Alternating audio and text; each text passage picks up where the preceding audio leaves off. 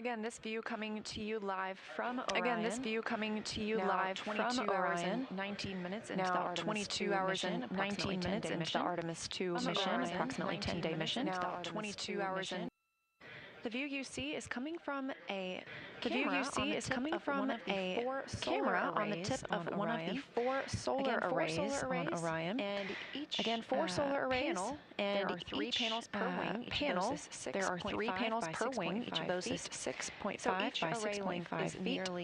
So each array length is nearly And each of those 23 arrays feet provides total. enough electricity to And each of power those arrays 2 provides enough 3-bedroom electricity homes. to power 2 3-bedroom homes. These cameras on the ends of the solar array wings can These be used cameras for on the spacecraft ends of the solar array wings can be used for obviously spacecraft capturing inspection amazing and views. obviously capturing amazing views.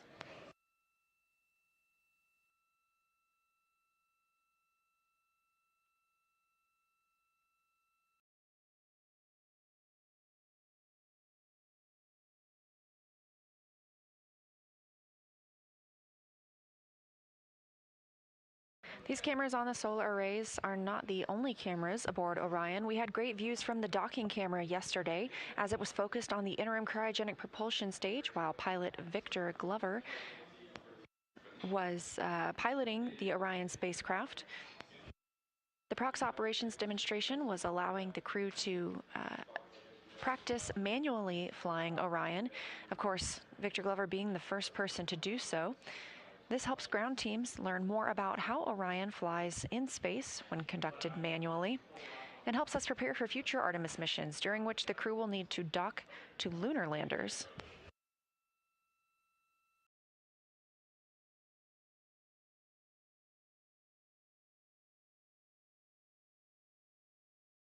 We also have plenty of cameras inside the spacecraft, whether they are iPhones or Nikon cameras.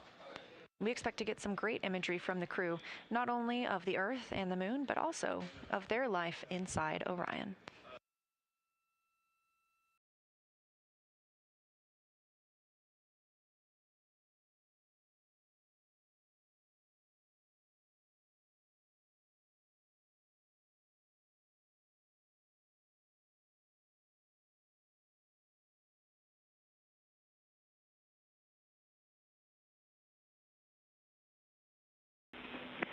Integrity Houston, for information only, we are updating the deadbands on the vehicle just in case you see a small maneuver.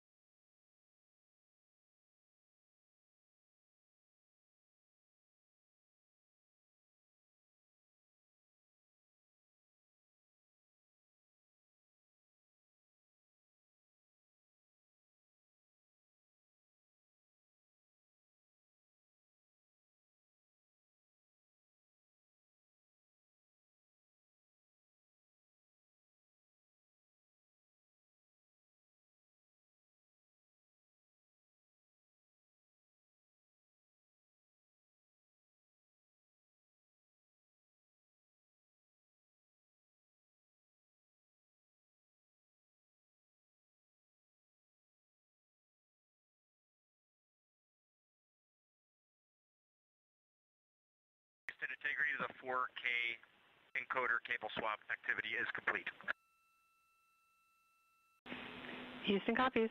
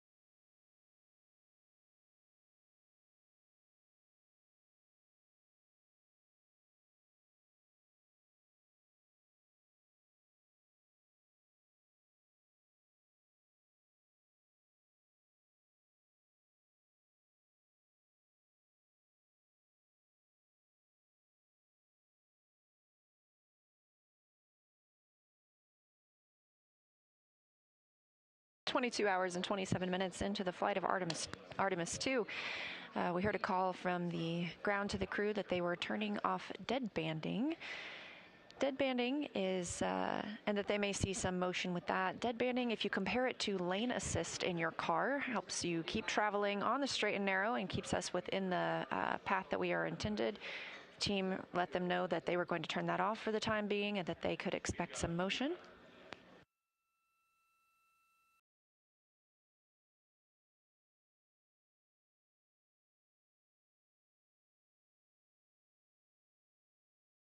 Per the timeline, Commander Reed Wiseman and pilot Victor Glover are continuing to step through that flywheel hardware setup.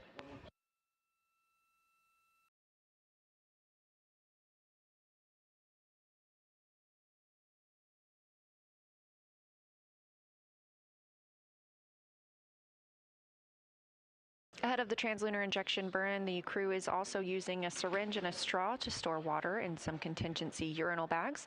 There was a water valve issue noticed yesterday. It was resolved, and the crew has been able to get water from all 4 tanks and operated that system as expected over the last now 22 hours and 28 minutes. However, this is a precautionary measure ahead of the translunar injection burn to take some of that water and store it in these bags.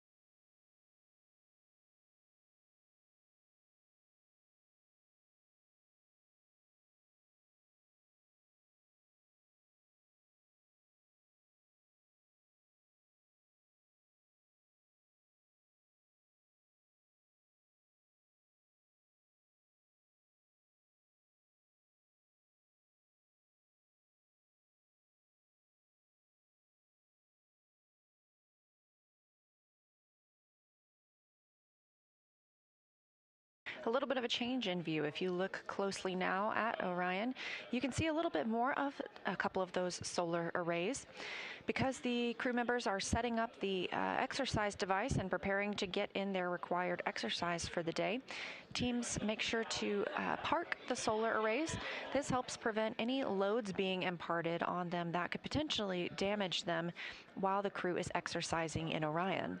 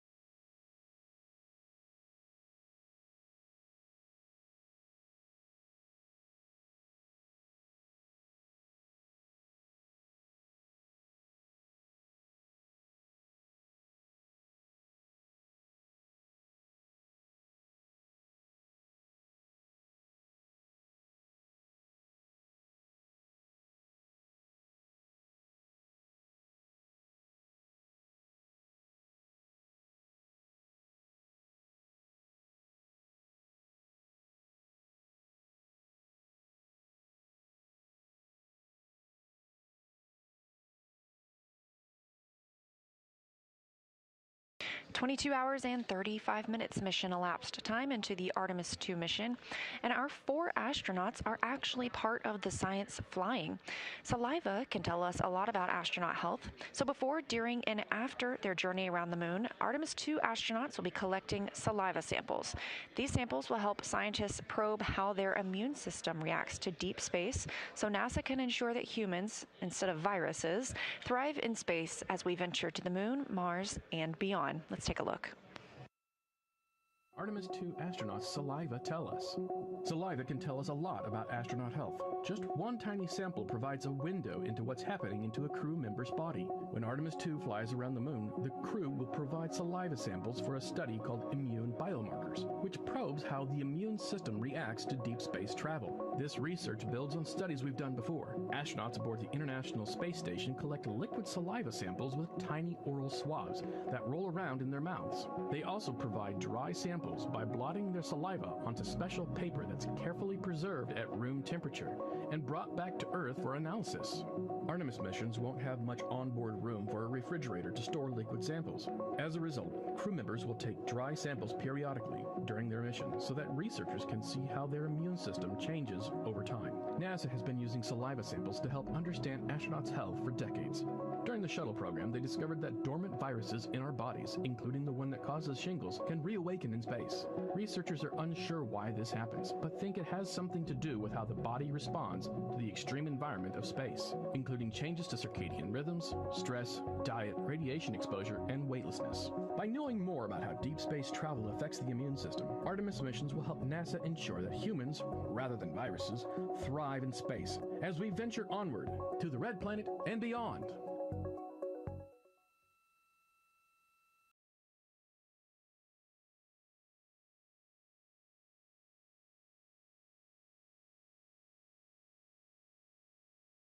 Back with these live views of Orion.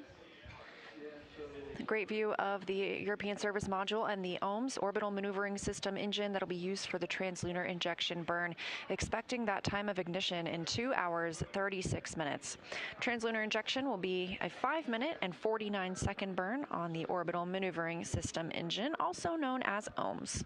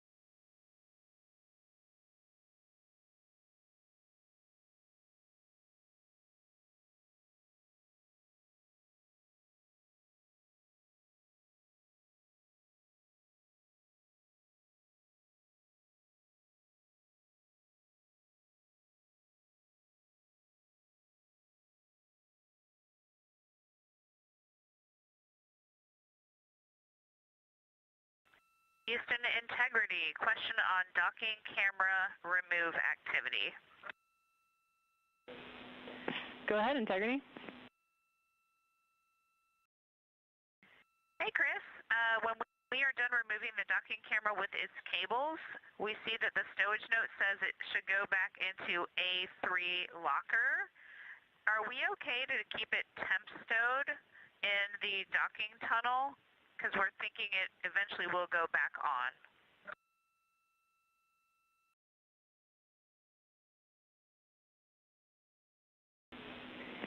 Christina, that sounds like a great suggestion to us. Thanks. Thank you.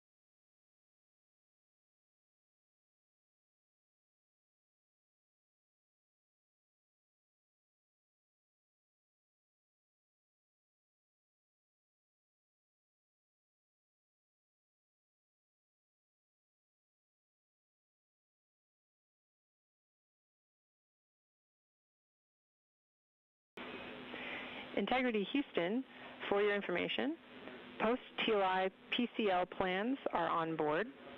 The burn plans are in slots 2 and 3 with titles PCL, PLS, and PCL, PLS, RTC last.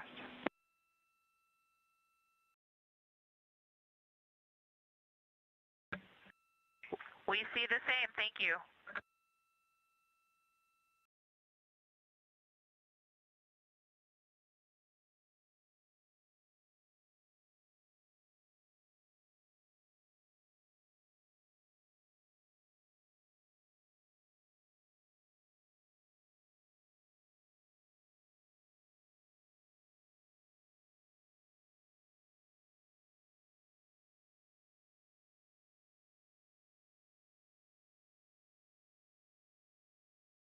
Houston Integrity on 1 for a quick big picture sync. Reed, we're with you on 1. Hey Chris, I know with the water activity, the timeline is just a bit of a question mark. So Jeremy and Christina are taking a few things off of me and Victor right now, but they're going to focus completely on the burn. Victor and I have the flywheel set up mostly complete, but I am not going to start exercise. I'm going to start water fill with Victor, and then once we feel like if that's a one-person task, I will come over and exercise. I will not start exercise without calling you. And Reed, that sounds like a great plan to us. We're standing by.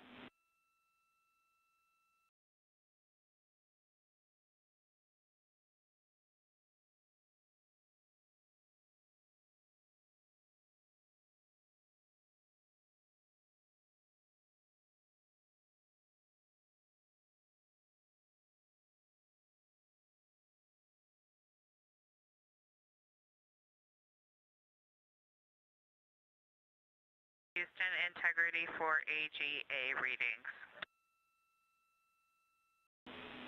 Christina, we're ready for those readings. CO2, 1.6. O2, 19.0. Pressure, 14.5. Temperature, 71.2. Copy all. Good readings.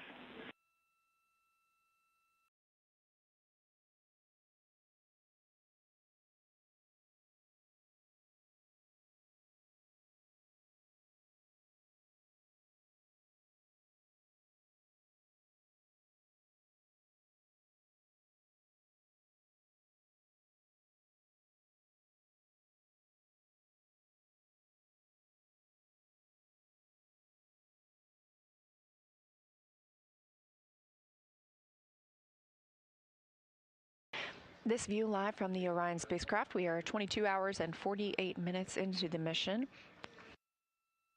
and expecting the time of ignition for a translunar injection burn in 2 hours and 25 minutes. This is a test flight, and Commander Reid Wiseman just came down with some schedule potential changes for the crew today as they move through their milestones. He and pilot Victor Glover have completed setting up the flywheel exercise device, but Commander Reid Wiseman reported he will hold off on exercising as he begins to fill water bags with Victor Glover. This is a precautionary step due to a water valve issue noticed yesterday. Since that issue was noticed and resolved, the crew has been able to get water from all 4 tanks and operated that system as it was intended. So this is just a precautionary filling of water bags ahead of the burn that commits us to flying around the moon. Meanwhile, Christina Cook and Jeremy Hansen, mission specialists for the Artemis II mission, are focusing on that upcoming translunar injection burn.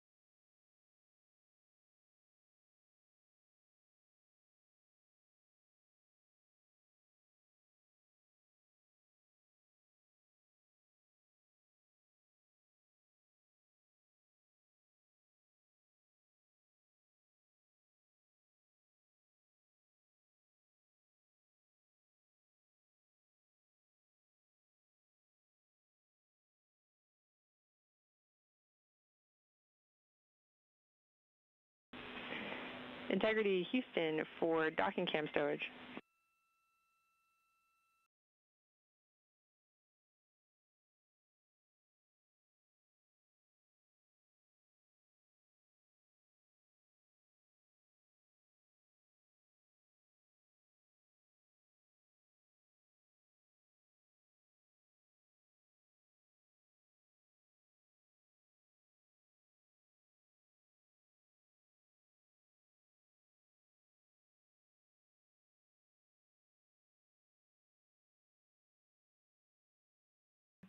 Go ahead. Christina, one follow-up with the docking cam.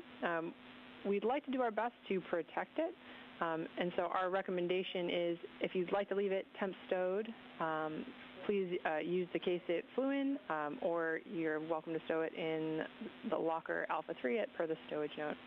Just best effort to protect our little docking camera friend.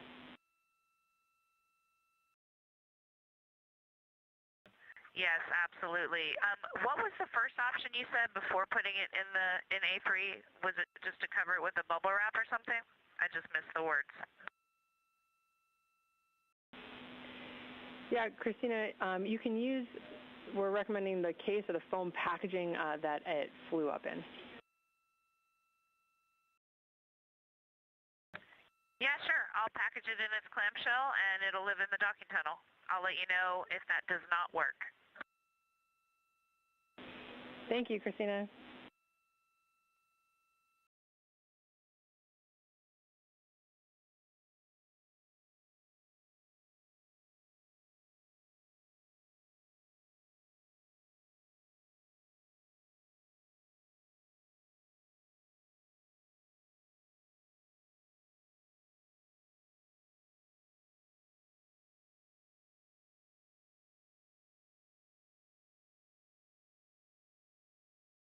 Just heard some words from NASA astronaut and Capcom capsule communicator Chris Birch to astronaut Christina Cook aboard Orion, discussing where she will stow the docking camera. This is new hardware on Artemis 2. We saw this in use and in action yesterday during the proximity operations demonstration, helping the crew monitor where they were in relation to the ICPS, the interim cryogenic propulsion stage. The docking camera is installed, and during those major milestones, it is kept installed during the crew sleep period, but removed during crew wake, since it keeps the crew from observation and photography out of that window.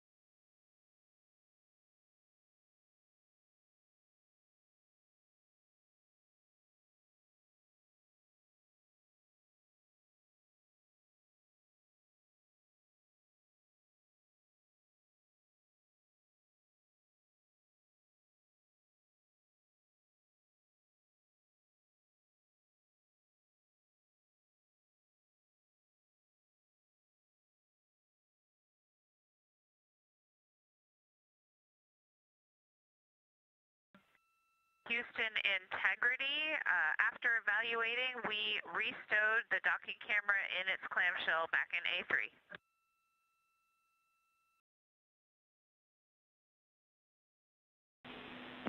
Copy, Christina. Docking cam is in A3. And for you and the rest of Integrity crew, please stand down from toilet usage while we perform a wastewater dump.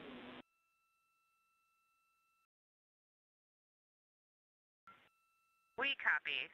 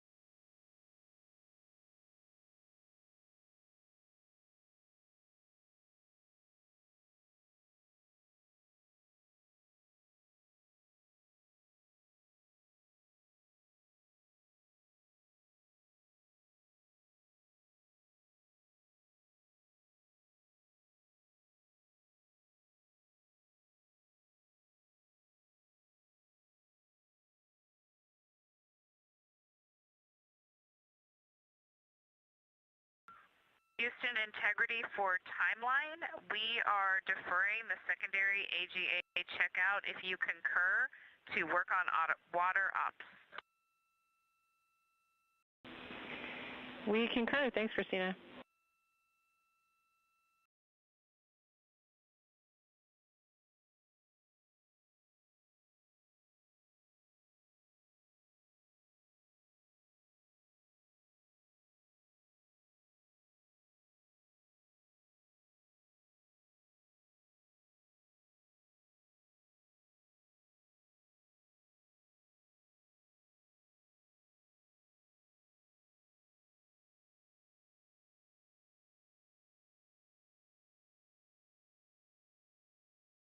Over 23 hours now since the launch of Artemis II, the first flight of Orion on the SLS with humans aboard.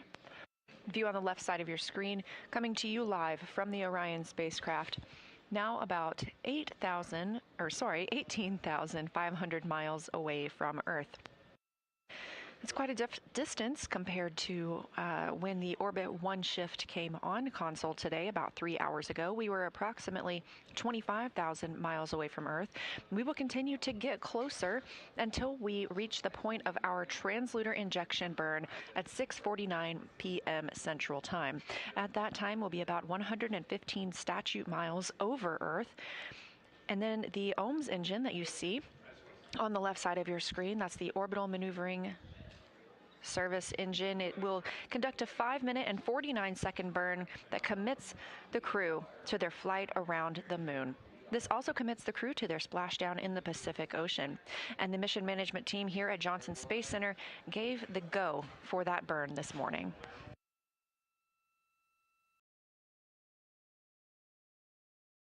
Down in the bottom right side of your screen, a view inside Mission Control Houston, and specifically the Artemis Flight Control Room. Just heard some words from NASA astronaut Christina Cook aboard Orion about deferring the AGA readings they have on their timeline. That stands for Anomaly Gas Analyzer. Because this is the first flight of humans aboard Orion, this is also the first time we have flown an Environmental and Control Life Support System, or ECLSS. These anomaly gas analyzer readings allow teams to monitor the air inside the cabin, levels of carbon dioxide, oxygen, nitrogen, and more.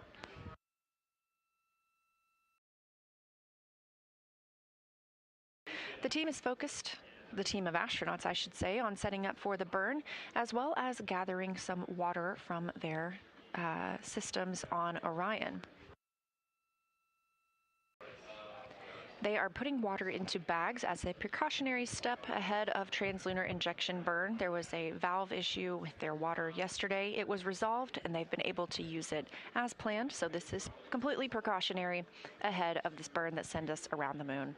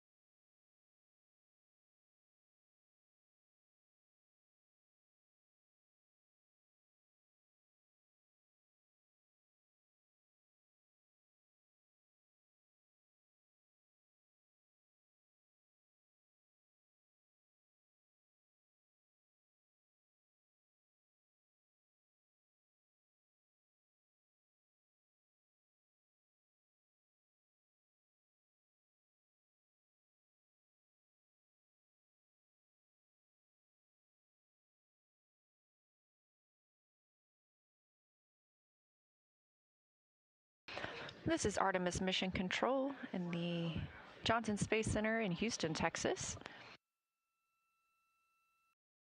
Again, you've got a live view on the left side of your screen of Orion on the Artemis 2 mission, now about 17,300 miles away from Earth. It's been 23 hours, coming up on 23 hours and 15 minutes since Orion launched yesterday as part of the Artemis 2 mission, a test flight, and the first flight of humans aboard the spacecraft.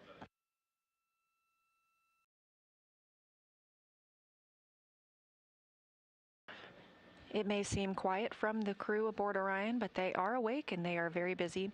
They woke up at about 1:35 p.m. Central Time today, so just over 3 hours ago, and got into their activities for today.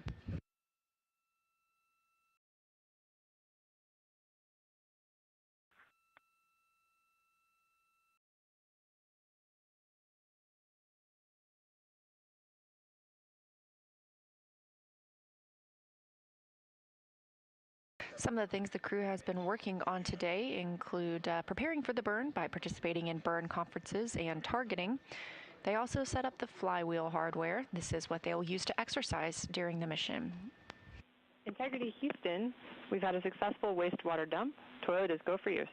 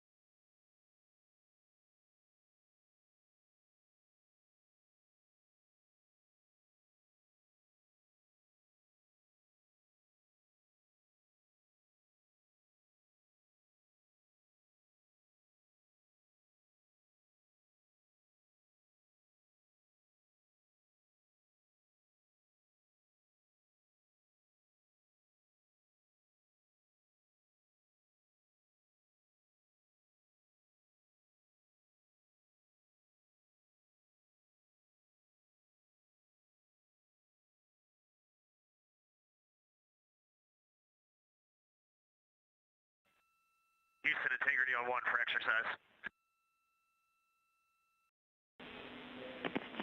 Reed, we're with you. I just want to confirm that the arrays are in a good config and you're ready for exercise.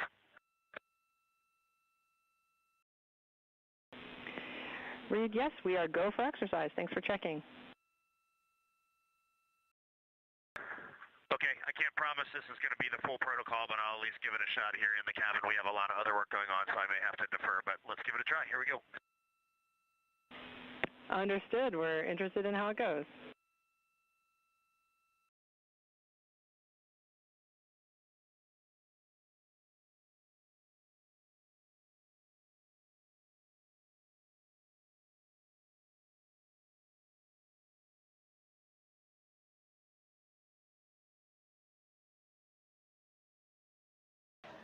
This is Mission Control Houston, specifically the Artemis Flight Control Room. That was NASA astronaut and Artemis II Commander Reed Wiseman calling down from Orion to the teams here in Mission Control, reporting that he is ready to use the flywheel device for exercise. Of course, as this is a test flight and the first flight of humans aboard Orion, this is the first opportunity that the crew has had to use the flywheel.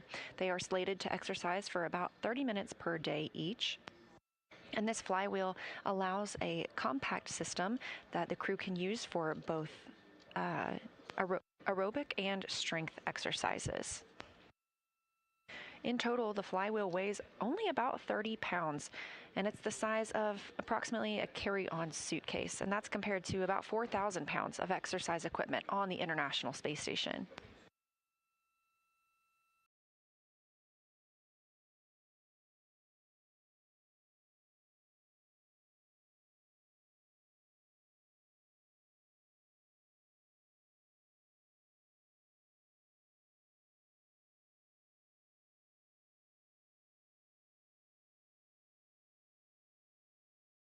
Major milestone on the timeline today for the Artemis II crew is the translunar injection burn that will take us away from high Earth orbit and on to the moon. That translunar injection burn is slated for 6:49 p.m. Central Time, a 5-minute and 49-second burn on the Orbital Maneuvering Service engine. You've got a great view of that on the left side of your screen. It is the largest thruster in the center of that piece of the European Service Module.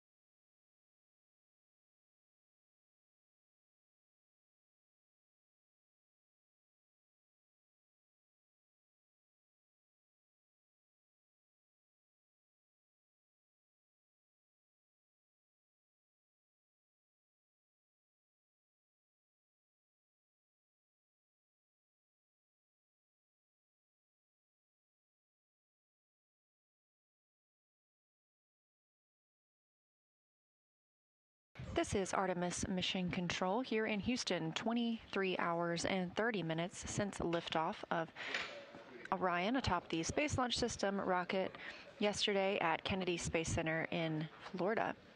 We're live here at Johnson Space Center in Houston, Texas, continuing to monitor the mission.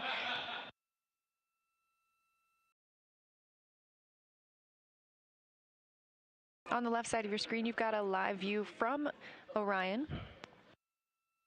Currently just over 15,000 miles away from Earth. Currently aboard Orion, Commander Reid Wiseman is exercising using the flywheel device. That may be the cause of the motion that you're seeing on your screen.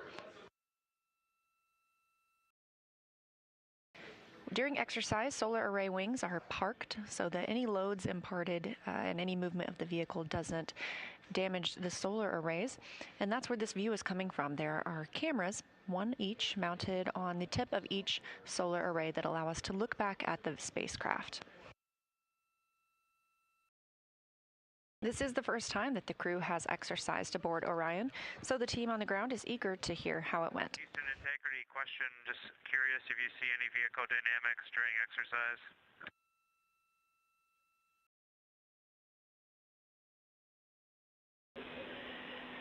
Jeremy, funny you should ask. We're watching a small oscillation visible in SAW Camera 2, and GNC has informed us that it is registering on our IME sensors. Nothing of concern, of course.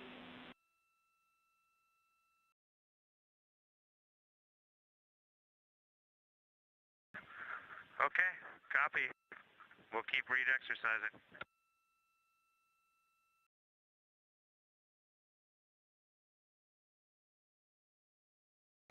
That call from Canadian Space Agency astronaut Jeremy Hansen on his first mission to space, asking the very question we were just discussing on if this motion that you see on the left side of your screen is due to Commander Reid Wiseman exercising on the flywheel device. Ground teams here in Mission Control confirm there is no concern with any motion that we're seeing right now, but it is related to the exercise ongoing.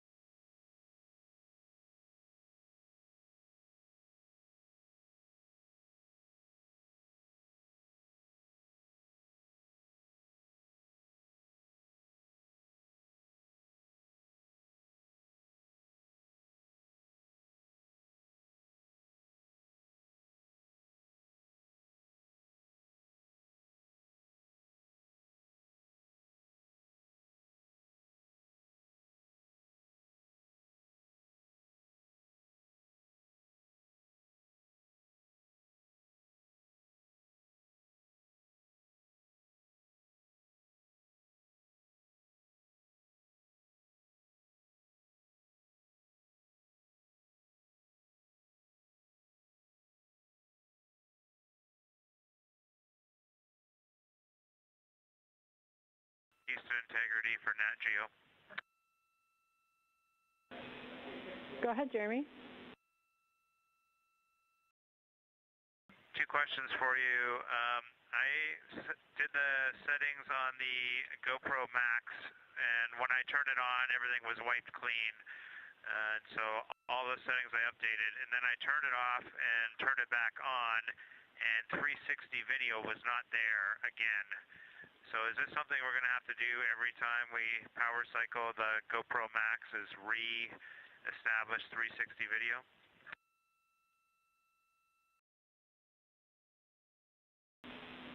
Checking.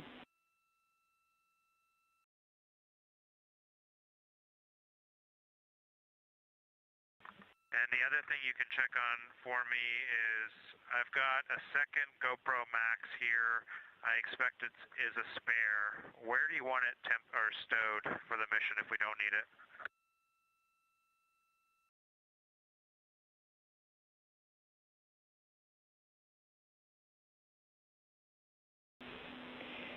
Jeremy, for the second GoPro Max, you can stow that back in the bag it came from, or temp stow about the cabin per crew preference. Just let us know where.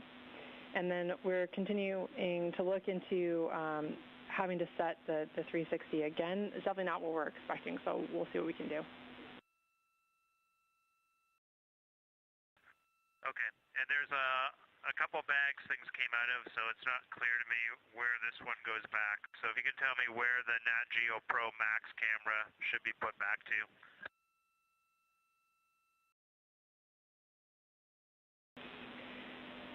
Jeremy, we'll have you stow the spare in bag 1, yellow label.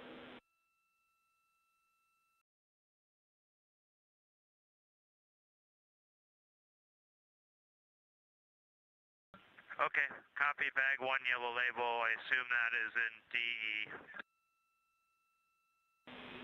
That's a good readback. And yes, it's in DE.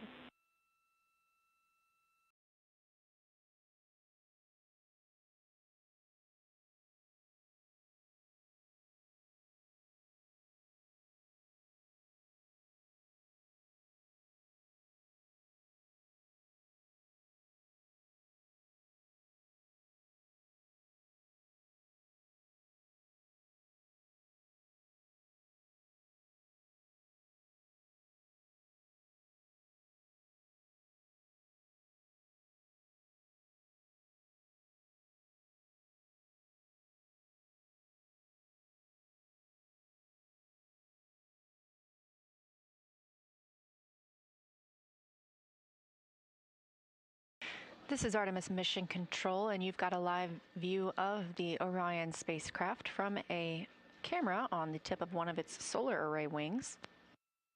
You can see some movement from the spacecraft. It was previously discussed with the crew that Reid Wiseman, commander of the Artemis II mission, is currently exercising on the flywheel device. This is the first time that the astronauts have exercised inside Orion, and so we are seeing some movement from his exercise. This is not completely unexpected, and the solar arrays are therefore in a parked position. This helps protect them from any loads that may be imparted while anyone is exercising in the spacecraft.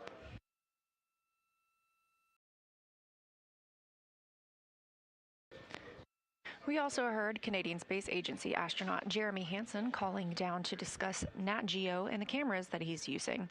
Through a competitive selection process, NASA selected National Geographic to help tell the Artemis II story. Therefore, the crew is equipped with several cameras, both Max and Hero 11 GoPros, and each day they are timelined to film from a list provided by National Geographic. Houston Integrity for update on water ops. Houston's with you. For your information, from the time we noted we were starting water ops until now, we have about 7 liters stowed in one of the CWCs. That was with 2 people working it, and now we're going down to single person ops. So that's just for your tracking purposes. And can you confirm the total number of liters you're hoping to stow?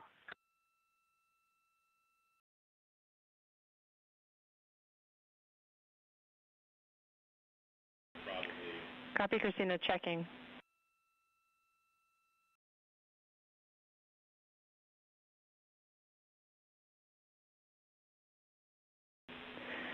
Okay, Christina, thanks for that update. We are seeing roughly the same amount of water removed on our end with 2 people working.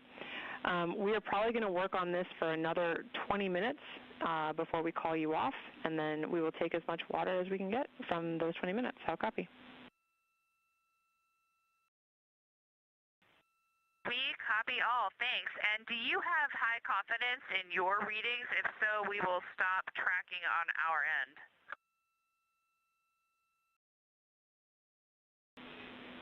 Christina, yes, we do, and you're welcome to stop tracking, and we'll monitor on our end.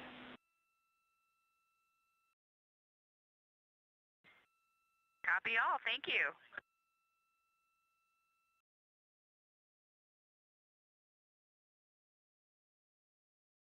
That was NASA astronaut Christina Cook, mission specialist for the Artemis II mission, calling down to Capcom Christina Birch here in Artemis Mission Control at Johnson Space Center. She is continuing to work on filling some contingency urinal bags with water from the Orion spacecraft. Yesterday, there was a valve issue observed with the water. It was resolved, and the crew has been able to use water as normally intended. So this is just a precautionary step to gather water as we are heading into the translunar injection burn, now less than 1 hour and 30 minutes away.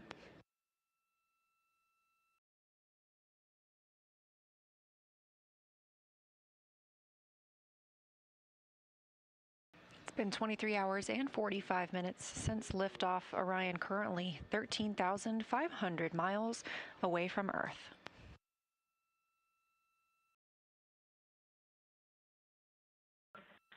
Houston Integrity, one more water ops update. We are now switching to the secondary line. Houston copies. And Christina, for your information, when we are complete with this, our temp stow location will be in Locker Delta.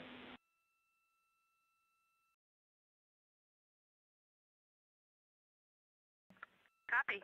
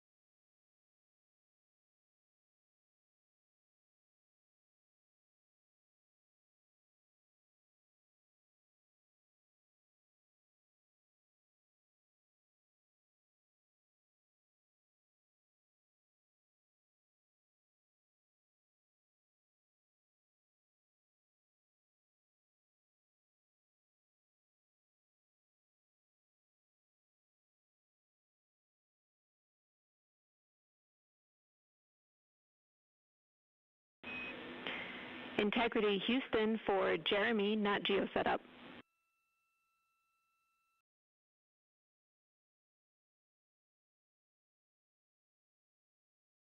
Go ahead, Jenny.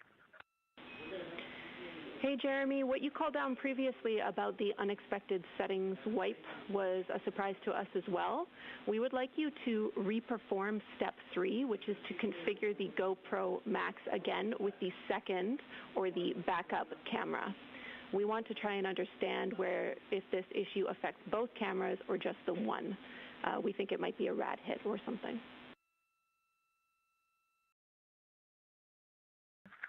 Okay.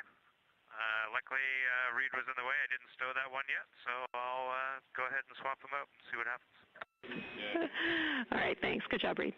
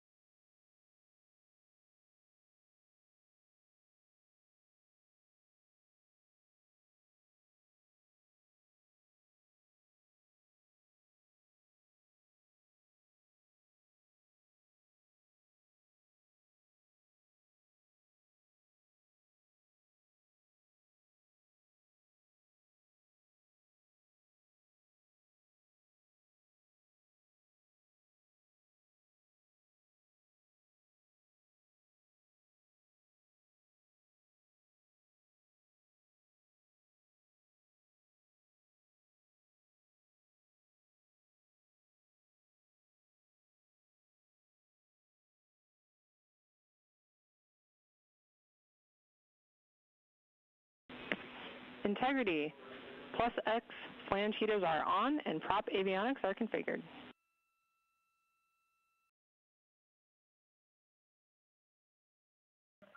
Integrity copies.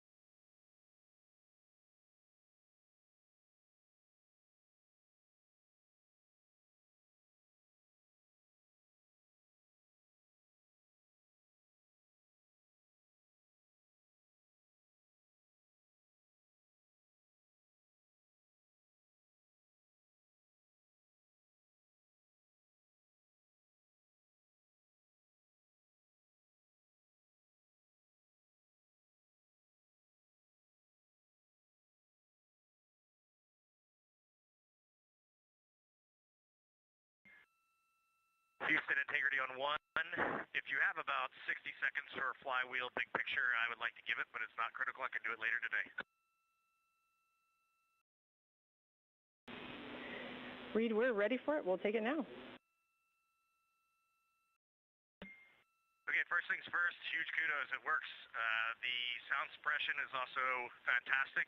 Nobody in the cabin wore earplugs. Nobody had the need to wear them. We were able to communicate at a conversational level. I could hear all radio calls, so that's a huge win. Completed the full 30-minute profile in aerobic. Exact same as the training on the ground. The same forearm muscular tiredness, but a really good cardio workout. Very pleased with that. A couple things that I did note, Eclipse wall can impact, so we're going to have to rework the Eclipse wall a little bit. Additionally, I am building up my own static, little static charge. I can feel myself when I was brushing a piece of the seat aluminum or metal that I would discharge a little bit every now and then. So I am definitely, with that strap going in and out, building up a little bit of a static electricity kind of charge. That's something you might want to note. And aside from that, it is a really good piece of gear, and we can actually get a nice workout. I look forward to the next time I get to try a resistance workout. That's all. Reed, thank you. That is a great report. Appreciate it.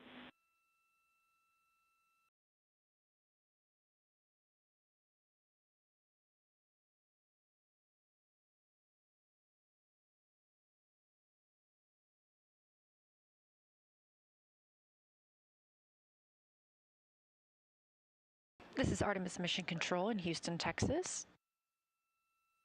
Commander Reed Wiseman has completed exercise on the flywheel device.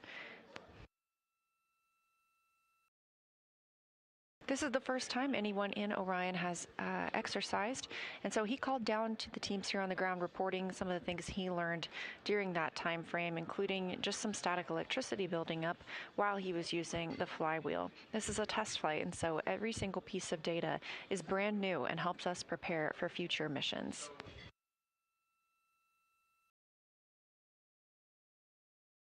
We also have our own visual indicator that that exercise is complete. If you take a look at the picture on the left side of your screen, that's a live stream from a camera on the one solar array wing of Orion, looking back at the European Service Module and the OMS engine, the orbital maneuvering system.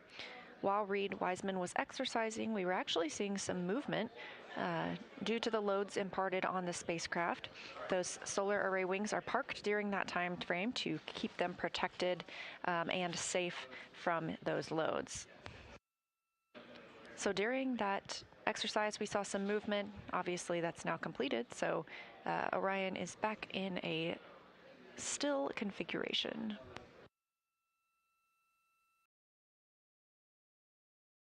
The spacecraft continues to get closer to Earth, now 11,790 miles away.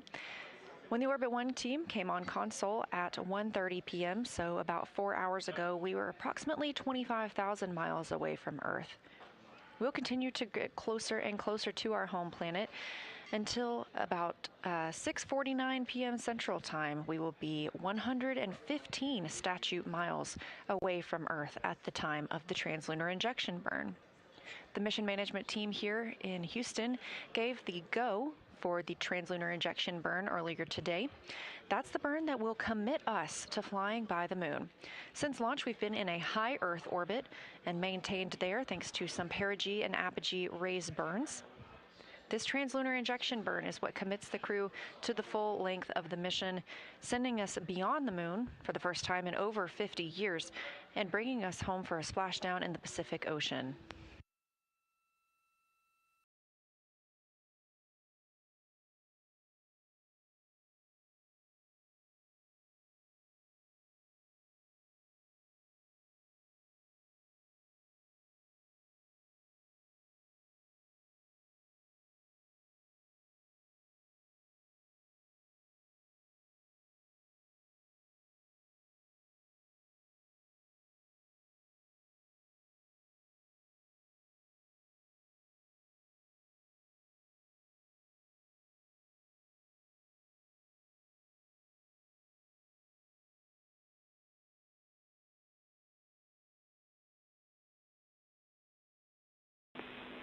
Integrity Houston for burn plan uplink update.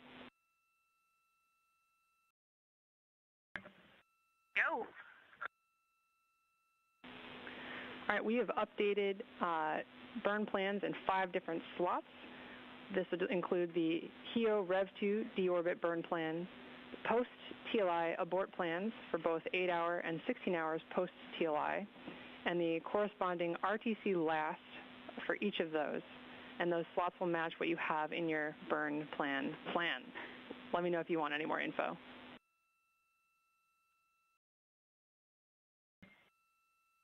Copy, Chris. Thank you. I see those in burn plan list and understand they'll match what we have in the burn plan. And the words that you said, there are no deltas, right, to our training or any of the things, the materials that we have. Is that correct? That's correct. Awesome. Great to see it starting to populate.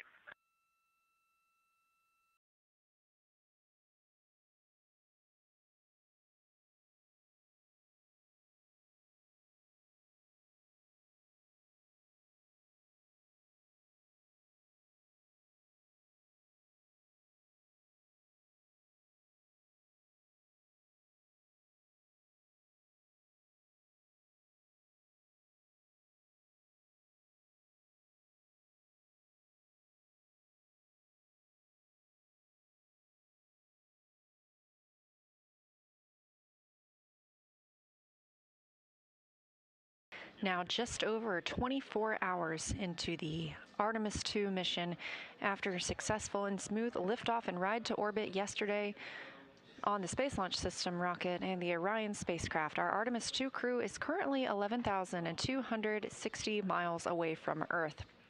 This is a visualization of the spacecraft as the teams are reconfiguring cameras ahead of the translunar injection burn. Translunar injection burn time of ignition is targeted for 1 hour and 12 minutes from now. That correlates to 6:49 p.m. Central Time. That burn will be using the Orbital Maneuvering System engine thruster on the European service module attached to Orion. It'll be a 5-minute and 49-second burn when the spacecraft is just 115 statute miles above Earth. The translunar injection burn will send us beyond the moon and commit us to a splashdown. That splashdown currently targeted for April 10th.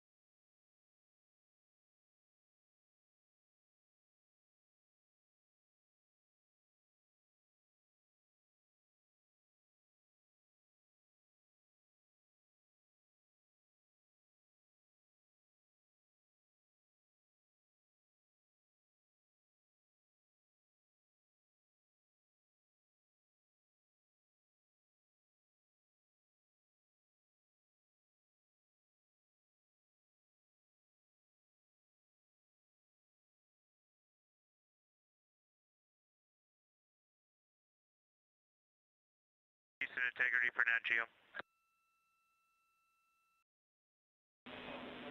Go ahead, Jeremy.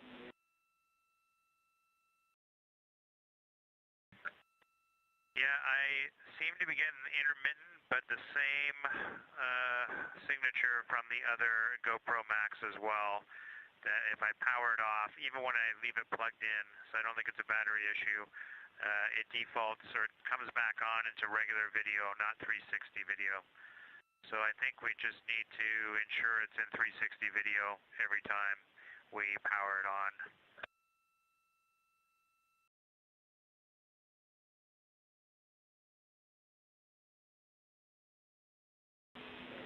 Jeremy, thanks for doing all that troubleshooting for us. That sounds like a working plan for now, and we'll see what other troubleshooting we can do on our end. Thanks. Okay, the one thing that would make that easier for us and to help prevent us from making a mistake is if we mount it such that the screen is facing the working volume of the vehicle. The procedure suggests having the screen face the bracket, but since it's 360 video, I'm wondering if that really matters.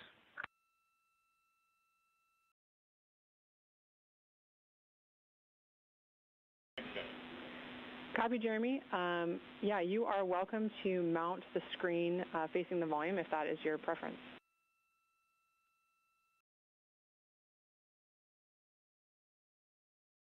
Okay, that's what we'll do.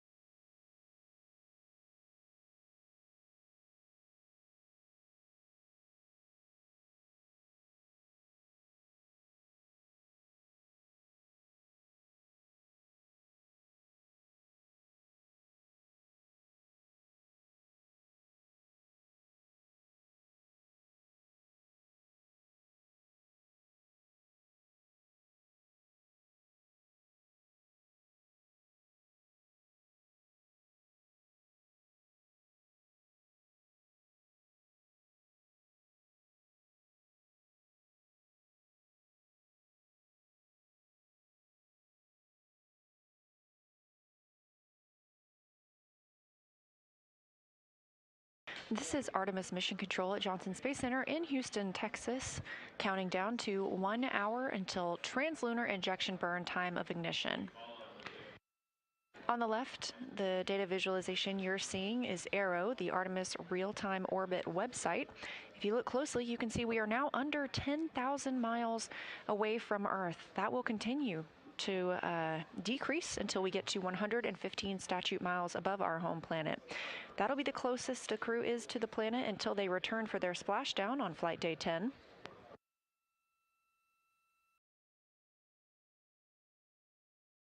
The translunar injection burn will be a firing of the OMS engine on the European Service Module, OMS standing for Orbital Maneuvering Service Engine. That burn targeted for 6:49 p.m. Central Time and will last 5 minutes and 49 seconds. We're now over 24 hours into this morning that, yes, we are go for translunar injection burn. The crew aboard Orion continuing to work in preparation of that burn, and teams here in Mission Control Houston doing the same. On the bottom right of your screen, at the top of the small box, you see Flight Director Jeff Radigan. He is leading the teams here in Mission Control, specifically the Orbit 1 shift. Down towards the bottom of that smaller box are at the Capcom console. Capcom today is NASA astronaut Chris Birch. She is communicating with the crew aboard Orion, serving as the single voice in the room, relaying information and instructions to our astronauts. To her right is Canadian Space Agency astronaut Jenny Gibbons. She is a backup for the Artemis II mission and a Capcom herself. Now under 1 hour until the translunar injection burn. Integrity. SM prop helium isolation valves and optocoupler glitch fitter are configured. Copy, and we see the same on the SM prop valves. And timeline/Optimus question for you when convenient. We'll take it, Christina. Go ahead. Thank you. In our PCD Optimus plan options, we now see a Flight Day 2 final V2. Is that the one that you'd like us to be on?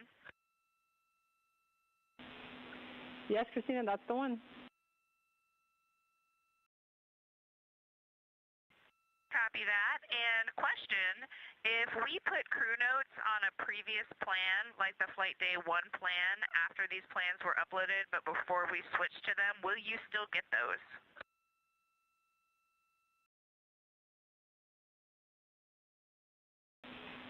Christina, that's a great question. We're going to investigate and get back to you on that.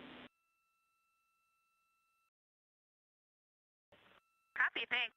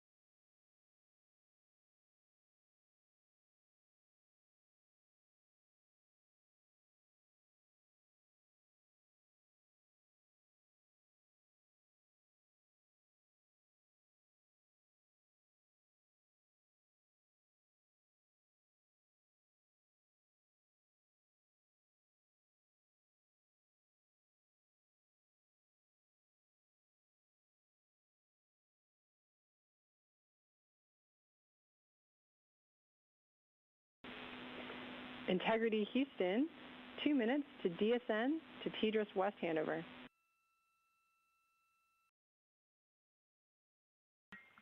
Integrity.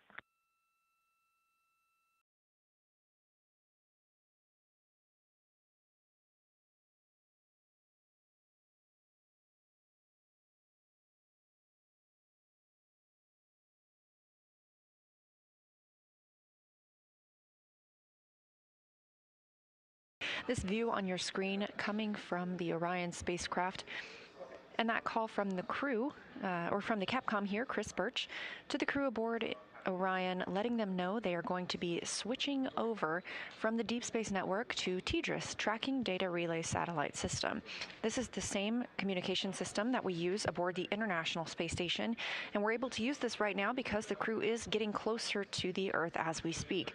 Orion is now about 8,600 miles away from our home planet, and again, that will continue to decrease until the TLI burn, now 55 minutes away. At the lowest point of their orbit, they will be just 115 miles above Earth when that burn begins.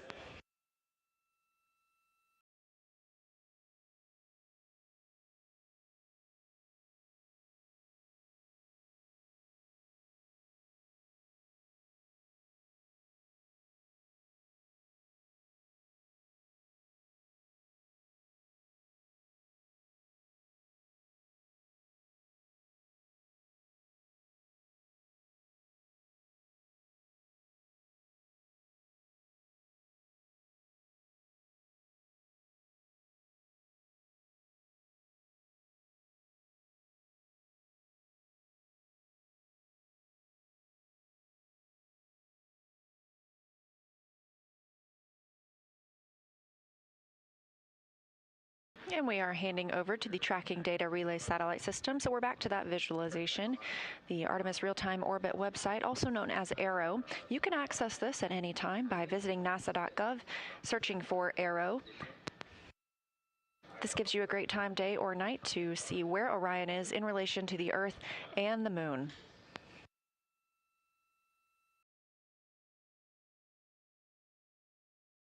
It's been about 4.5 hours since the Orbit 1 team that's working in Mission Control Houston came on console.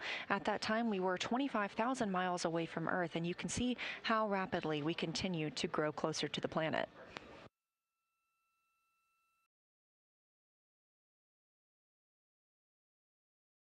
The crew woke up at about 1:35 p.m. Central Time today and has since been moving through their timeline, which included setting up the exercise device.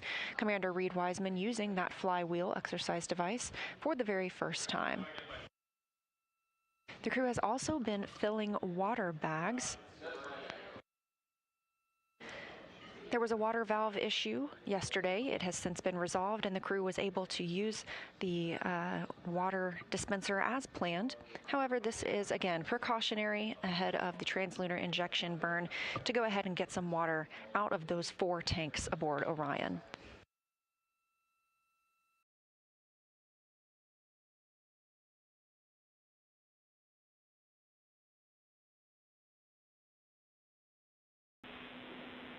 Integrity comm check on TDRS West.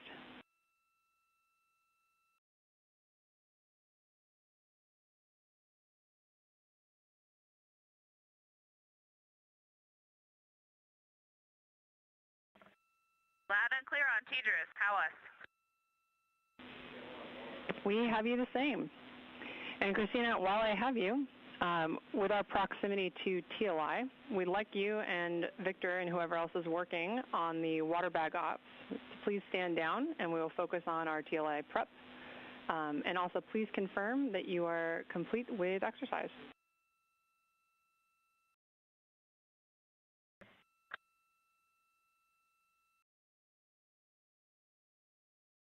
Okay, we copy. Victor did get a tiny bit in, but he is standing down, so we are complete with exercise. We also stood down from water ops. Looking forward to TLI.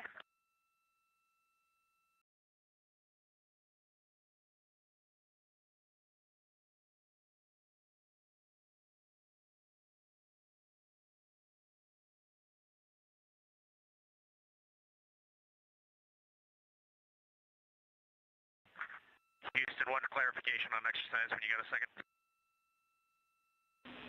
Go ahead, Reed. Hey, Victor is deferring his exercise for now, just due to time and the water bag. He was our lead water bag filler, so we will want to get him exercise this afternoon, please. Copy. We will find a time to make that happen.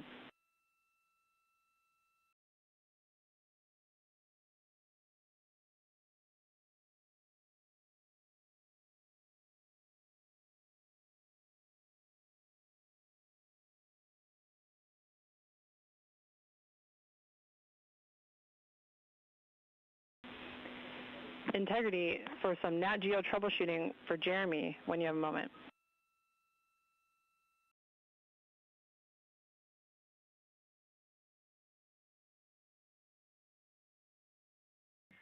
Go ahead. Jeremy, we have one small troubleshooting request from you. We're hoping it will not take very long, and it'll get us some good data to see what's going on. If you could please, on either Max GoPro, turn it on, and in the bottom left corner of the LCD screen, tap the button that appears there, and see if you can cycle it from video to 360.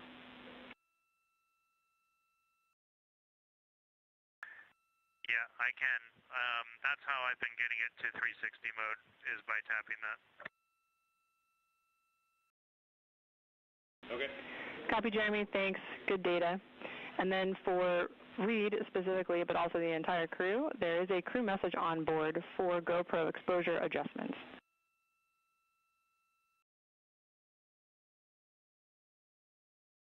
Okay, copy. We got a message on board.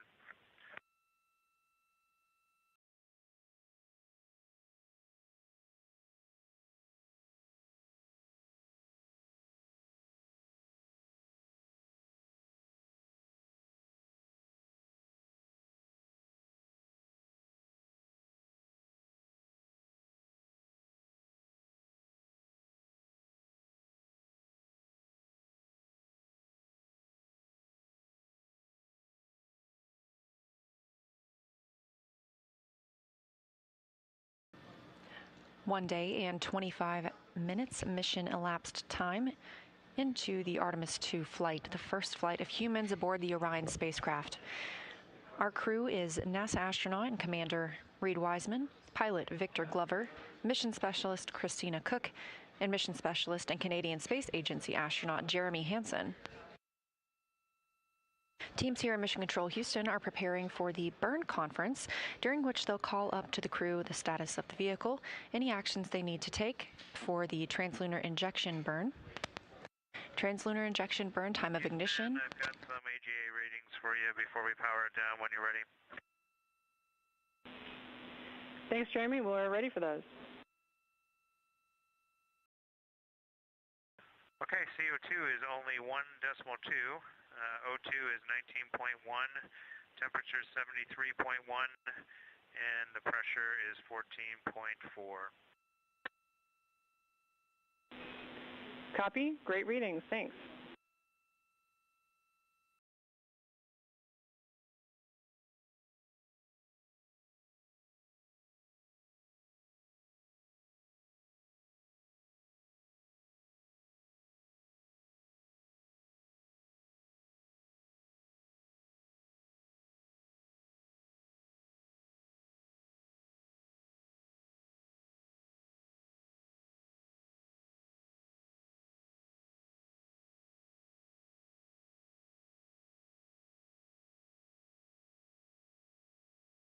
And Houston, just for timeline to sync you up, we've got most things taken care of other than the stuff we told you we've deferred already. The portable speaker, we've got it out, but we're not going to turn it on. We haven't had a need for it yet, and we know there's some ground settings, so we don't want to get into that before TLI. So we'll just leave it. We'll get to it later. And then we do want to get some exercise for Victor later. He didn't get much time on that. Other than that, you have any questions on our timeline?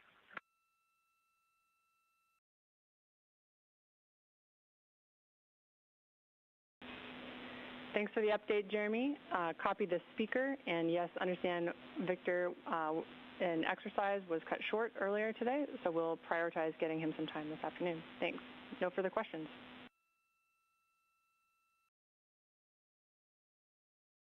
Okay, excellent.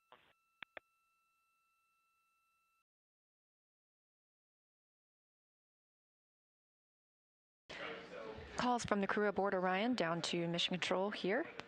Integrity, Starfield maneuvers are starting in 2 minutes.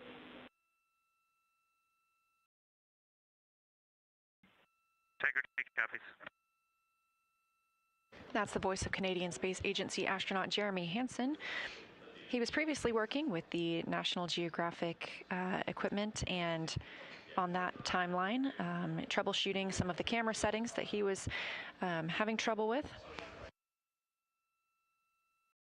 The crew is capturing different facets of their life aboard Orion through that National Geographic timelined activity. Also relaying down the information that pilot Victor Glover didn't really get the opportunity to exercise on the flywheel device as was previously timelined for him today. We do know that Commander Reed Wiseman was able to use that device, so teams here on the ground will look at the timeline and make sure Glover gets to exercise this afternoon as well. 45 minutes now from the translunar injection burn.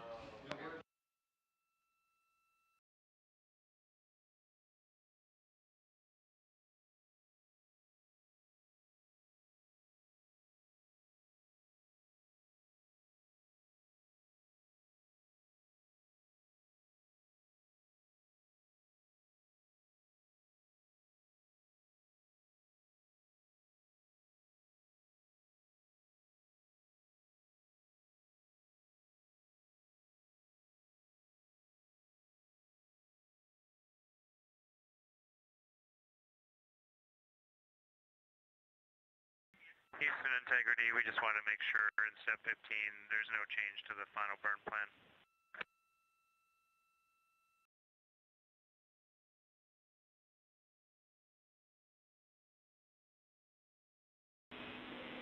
Jeremy, we do have some small changes to the burn plan. It's currently being uplinked and should be complete shortly.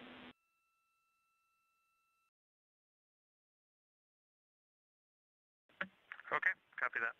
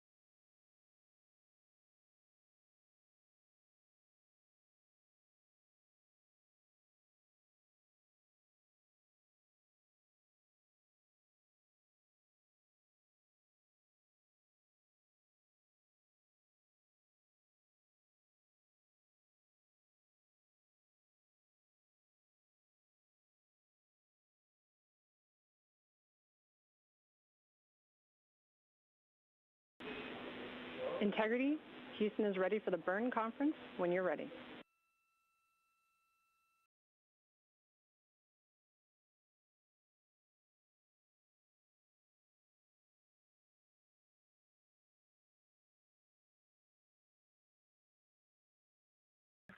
Okay, we're ready on board. Go ahead. All right. The final burn plan has been uplinked. It's on board. We have no new vehicle statuses. I have 3 deltas to the burn pad, referencing burn pad with UTC ground generation, 92 days, 17 hours, 40 minutes, 0 seconds. Let me know when you're ready to copy.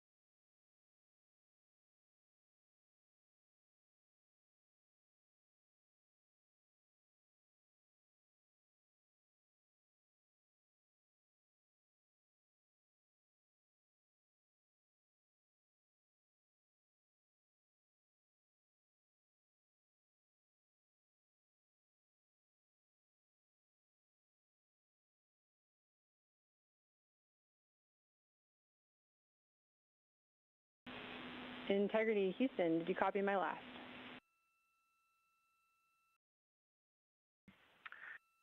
Yeah, we did. Well, we copied you talking about the UTC time. We called you, but then didn't hear back, so I'll just start over. We are looking at UTC burn pad that we started with earlier today that we changed to V3. It's day 92 and time is 1740, correct? And we'll save that as version 4. That's correct, Jeremy. Are you ready for the deltas?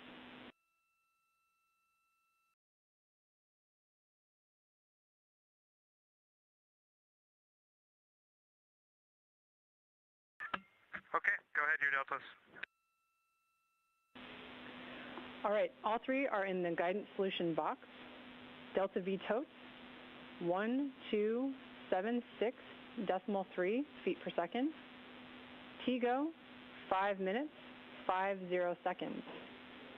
Delta V feet per second, Z direction, negative 276.7.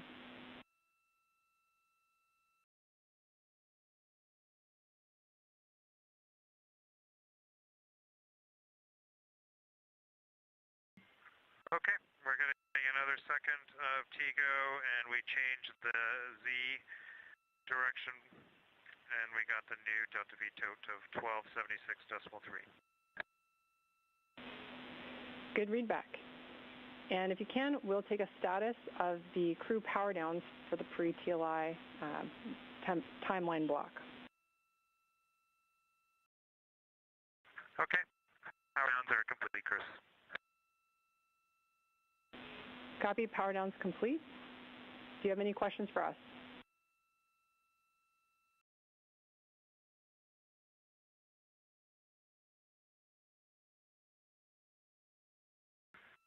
We don't have any questions, and I guess we might as well ask you for a go for targeting at minute 31.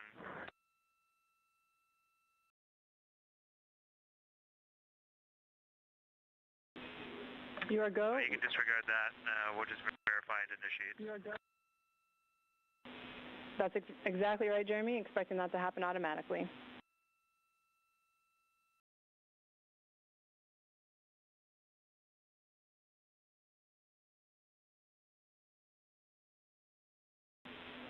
And integrity starfield maneuvers are complete.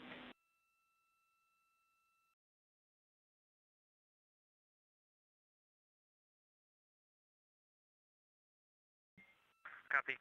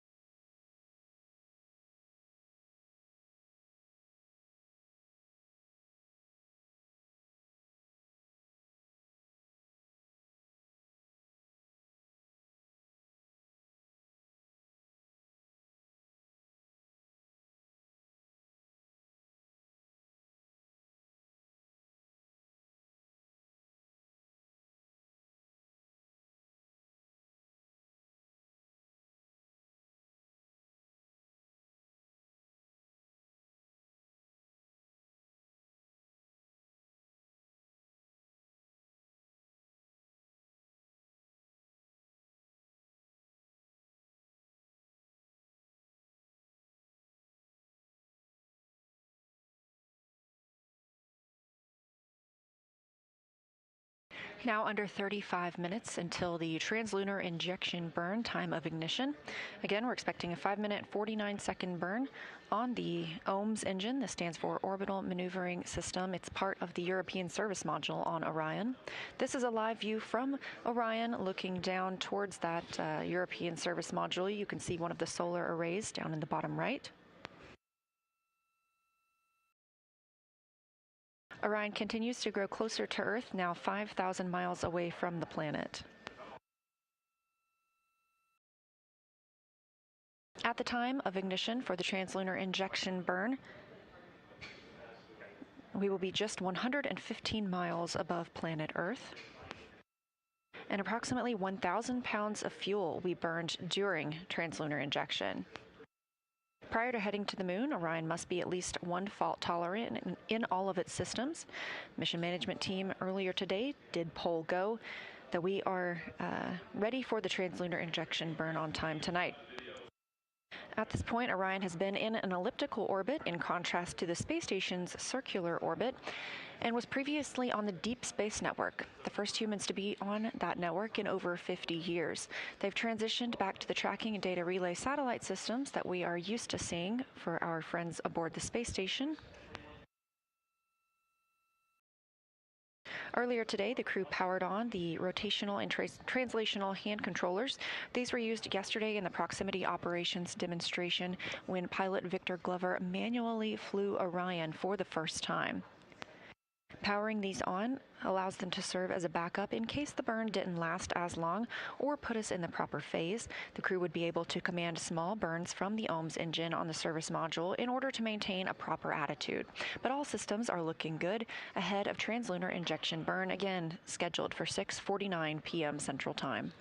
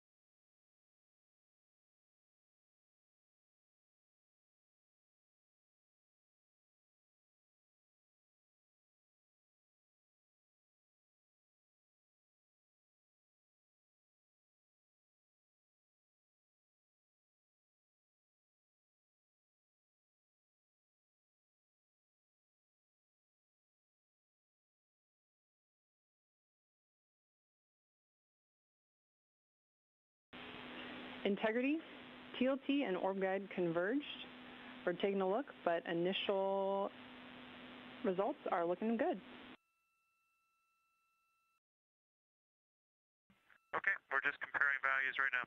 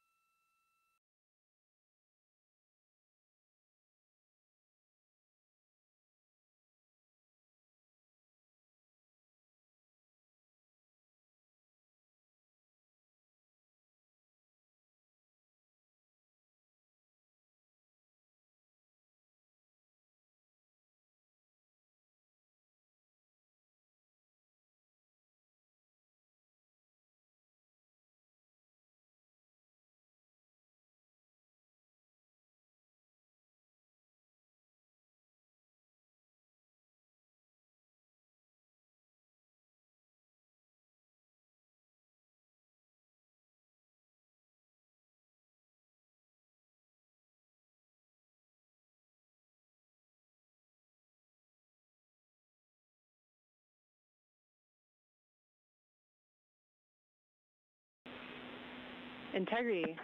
Houston has completed the poll for TLI. When the engine ignites, you embark on humanity's lunar homecoming arc and set the course to return Integrity and her crew safely home. Houston is go for TLI.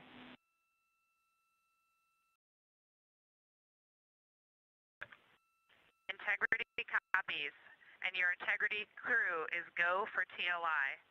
With this burn to the moon, we do not leave Earth, we choose it.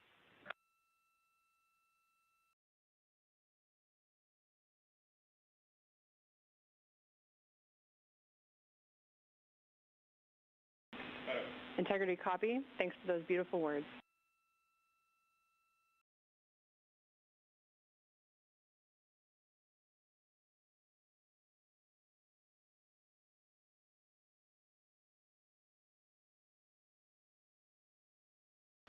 Those thoughtful communications coming from Mission Control Houston and Capcom Chris Birch, NASA astronaut, reporting up to the crew aboard Orion that they are go for translunar injection.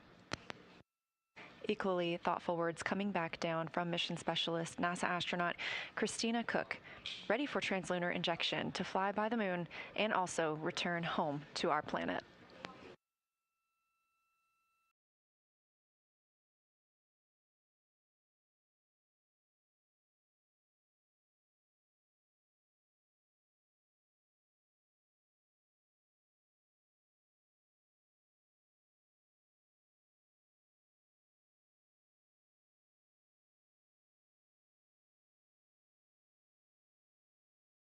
We're now 27 minutes until the time of ignition for the translunar injection burn.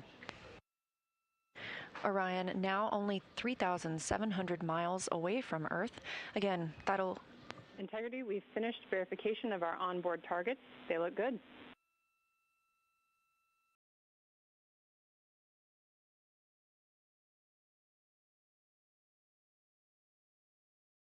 Okay, Chris, our comparison looks good as well. We copy.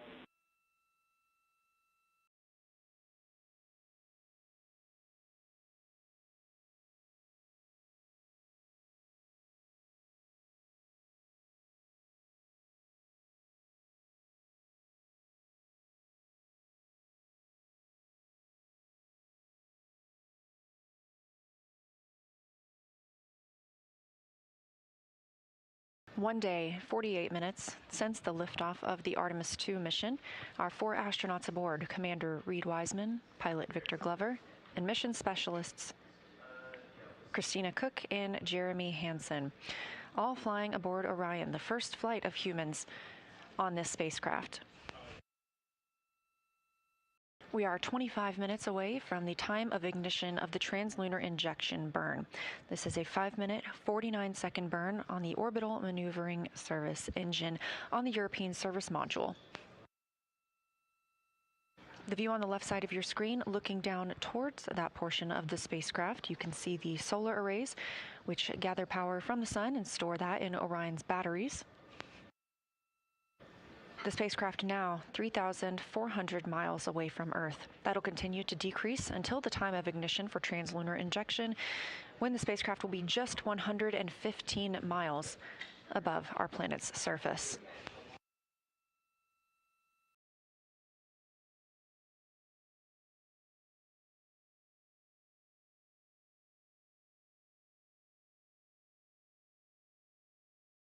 All systems looking good here in Mission Control Houston. Teams have given the final go for Orion. The first of those came this morning from the mission management team here at Johnson Space Center, and the most recent coming from the flight controllers in Artemis Mission Control.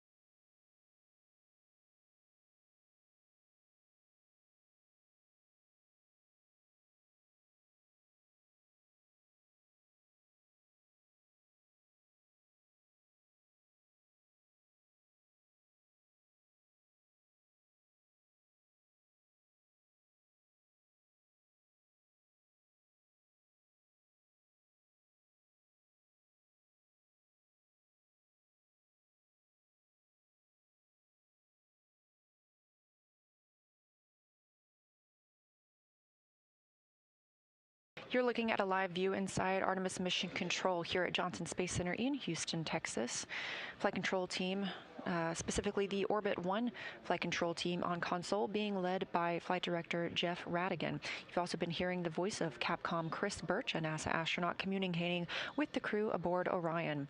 We've also been joined by NASA Administrator Jared Isaacman, sitting in the back of the room, here to monitor the translunar injection burn that will send our crew beyond the moon, the first time humans have done so in over 50 years.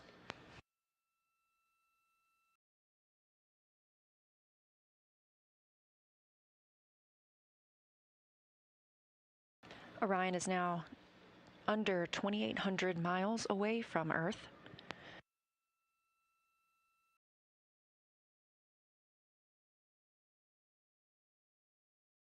And again, we are 21 minutes away from the time of ignition for the translunar injection burn. Since launch yesterday, that was 1 day and 53 minutes ago, we have been in a high Earth orbit, an elliptical orbit around our home planet. This translunar injection burn is the commitment to flying by the moon and splashing down in the Pacific Ocean on flight day 10.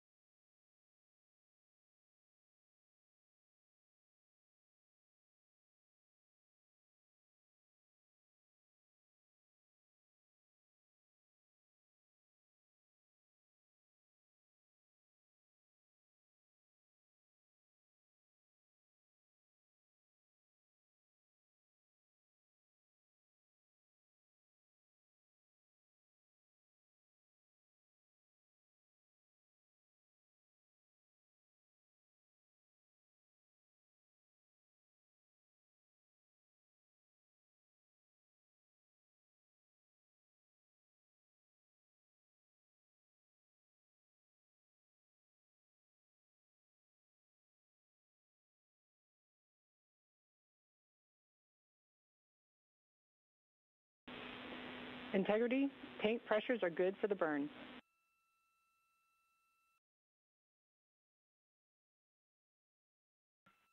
Integrity copies.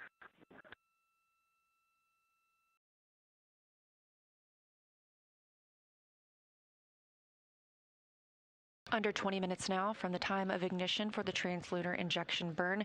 Teams on the ground reporting good configuration of the Orion spacecraft.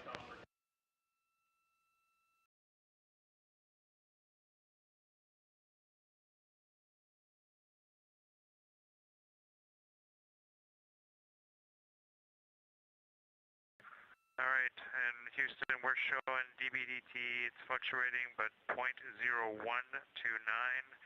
and as it's still going positive up to 0.005. Copy, Jeremy. And we're watching the Eclipse cabin leak. Copy, Jeremy.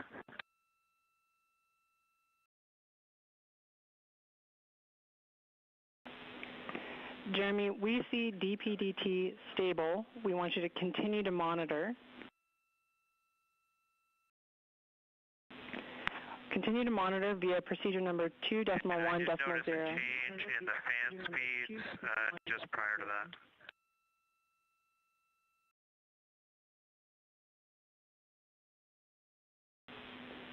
Copy, Jeremy, and that tracks with our actions here on the ground. We were just changing the ARS state.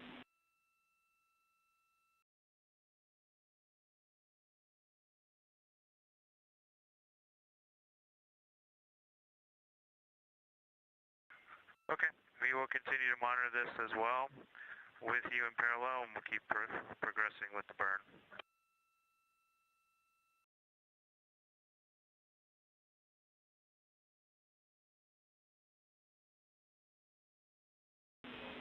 That's a good read back, Jeremy. We're following along with you.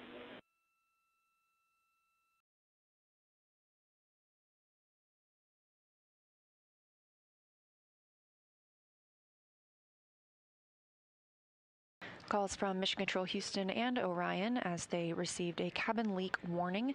However, teams on the ground were transitioning the air revitalization at that time. The crew will continue to monitor the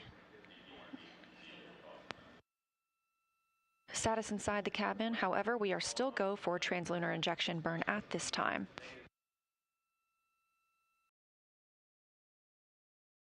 The solar array wings are in motion ahead of this burn. We position the solar array wings so that there are no loads imparted on them during the burn, keeping them safe from damage.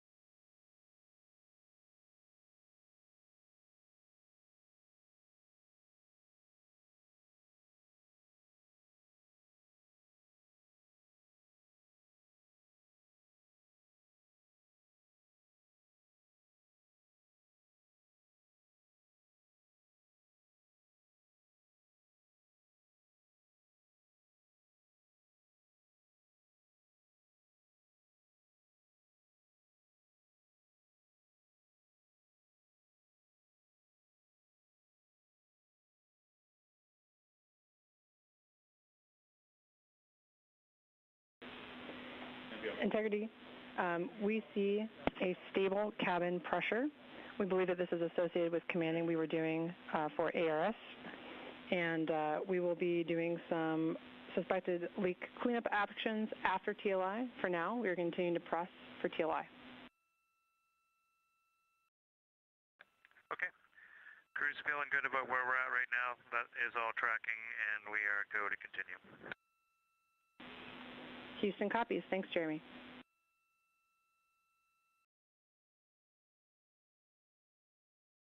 After looking at the data here on the ground, further confirmation from the teams that they believe the warning the crew received was when they switched over the air recirculation system following the exercise that occurred earlier. The cabin temperature and pressure have been reported as stable, and so the crew remains go for translunar injection burn. They'll take some actions to clear that warning that they received after the translunar injection burn, which is targeted to start just about 14 minutes from now. That burn, 5 minutes and 49 seconds, will be on the Orbital Maneuvering System engine, part of the European Service Module. We are now 1 day and 1 hour into the flight of Artemis II.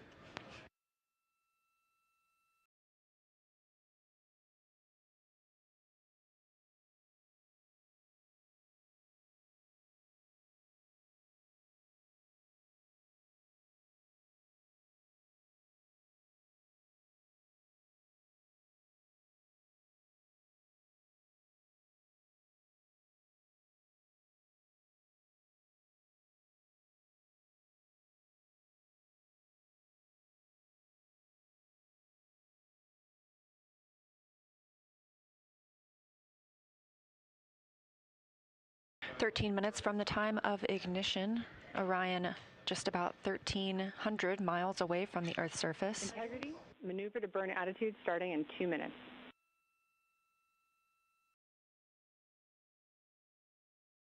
Integrity copies.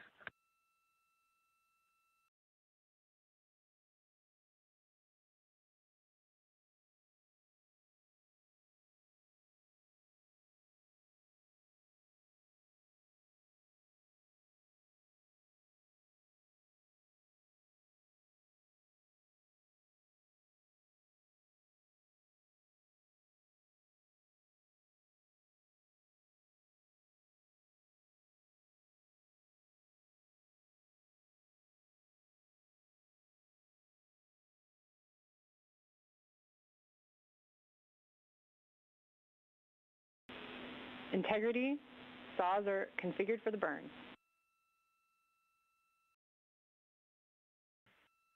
Copy, saws.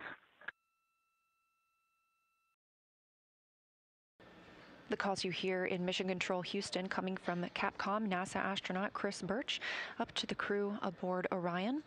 The solar array wings have been configured into the position for the burn. They are moved forward up toward Orion and away from that orbital maneuvering system engine. This protects the solar arrays during the burn, keeps them safe from any loads that may be imparted from the thruster as it fires. Again, coming up on 11 minutes until the time of ignition, and we are standing by for Orion to maneuver into the burn attitude.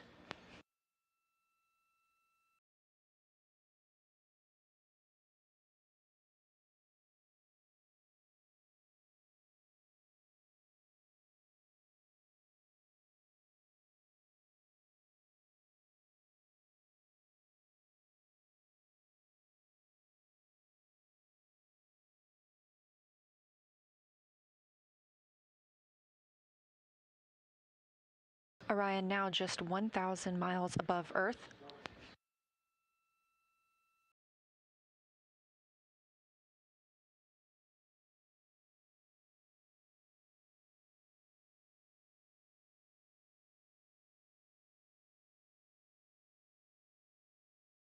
Just over 10 minutes until time of ignition for the translunar injection burn that will send Orion beyond the moon and commit us to a splashdown in the Pacific Ocean on flight day 10.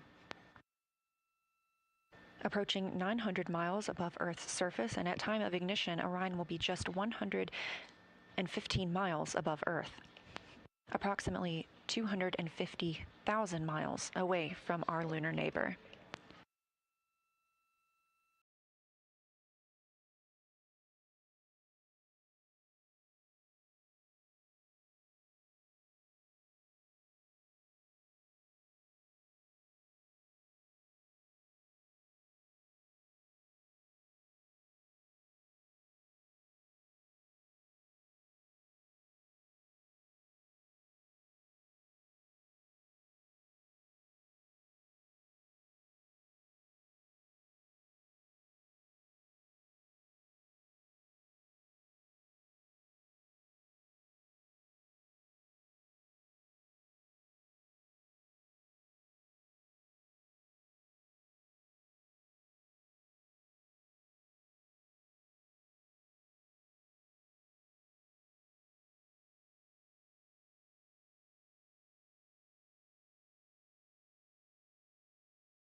Quiet here in Artemis Mission Control at Johnson Space Center in Houston, Texas, as we approach the translunar injection burn. Less than 9 minutes away from time of ignition of this 5-minute, 49-second burn.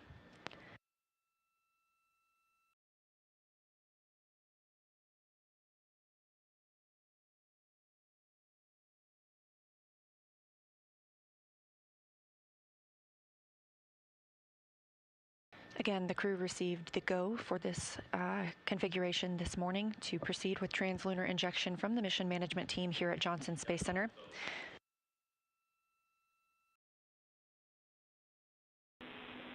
Integrity, roughly 1 minute left in our maneuver to burn attitude. Okay, we show the same.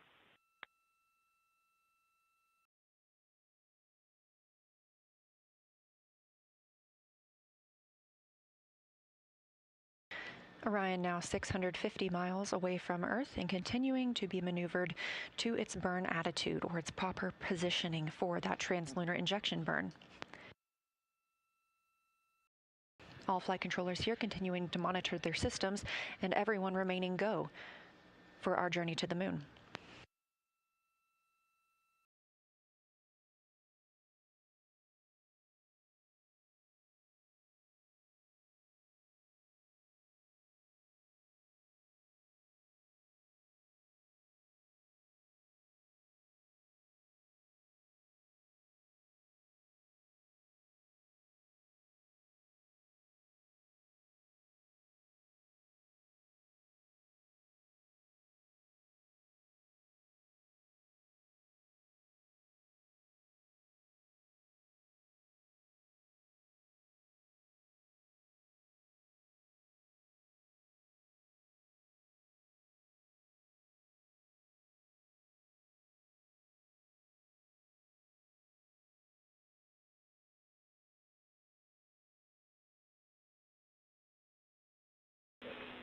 Integrity, Orion is in burn attitude.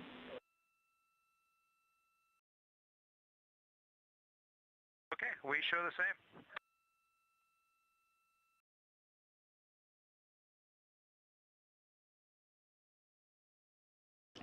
Capcom Chris Birch confirming to the crew that Orion is in the proper attitude, the proper positioning for the translunar injection burn, now less than 6 minutes and 20 seconds away. Orion is less than 500 miles from our Earth. Again, we will watch that tick down to 115 miles above the Earth's surface.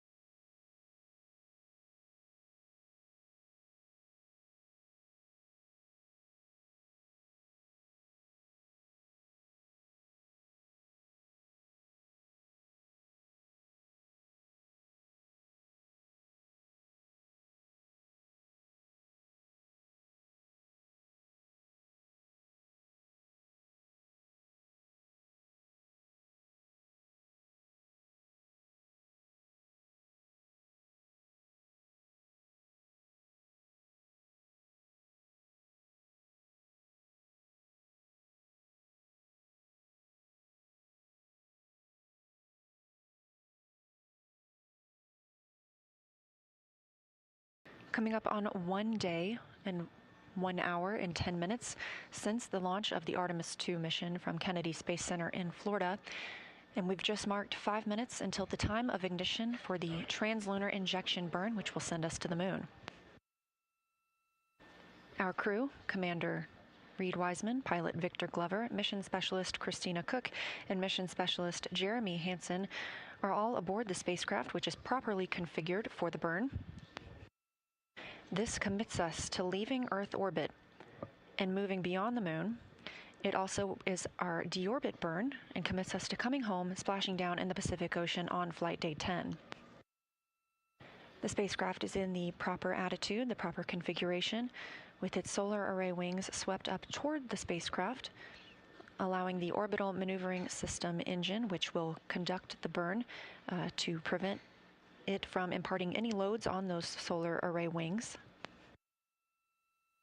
This will be a 5-minute and 49-second burn, at which point Orion will be just 115 miles above Earth.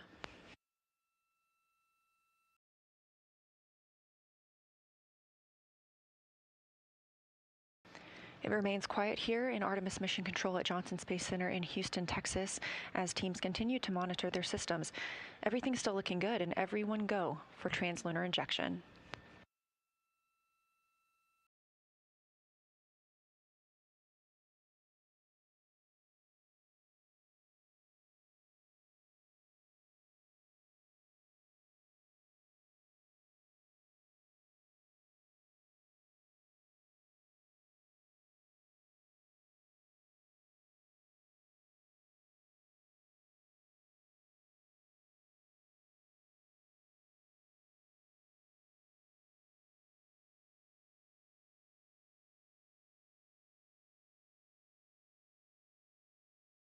Three minutes now until the time of ignition for the translunar injection burn.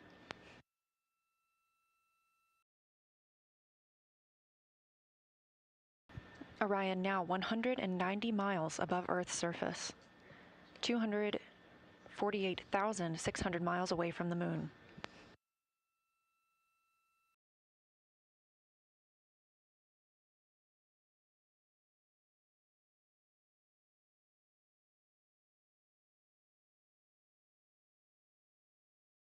Continuing to hear good reports from the flight controllers here, Artemis Mission Control in Houston.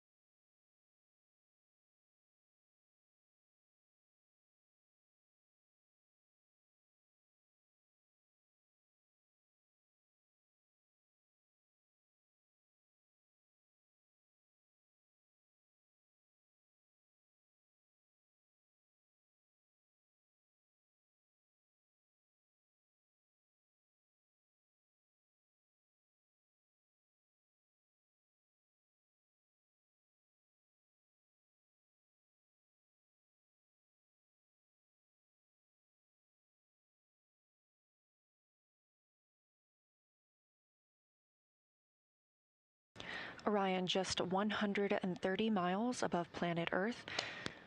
As we mark 1 minute until the time of ignition of the translunar injection burn, correction to an earlier report, that will be a 5 minute and 50 second burn on the Orbital Maneuvering Services engine.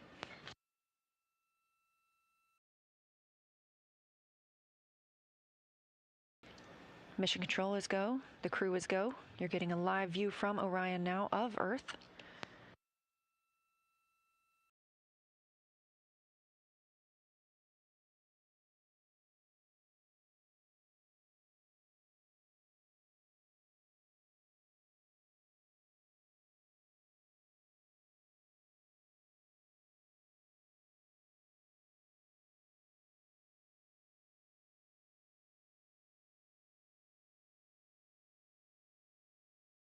Ten seconds until translunar injection burns start.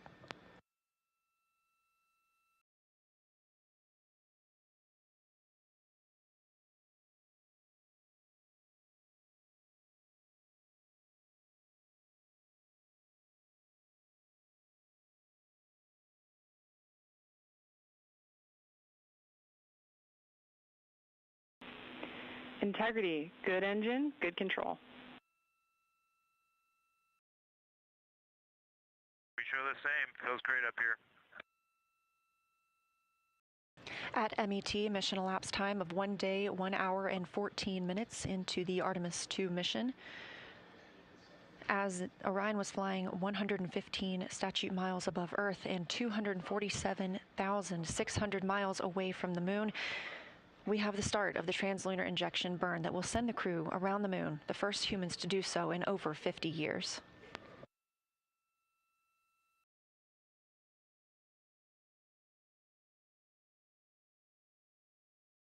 Again, this will be a 5 minute and 50 second burn on the Orbital Maneuvering Service engine, part of the European Service Module.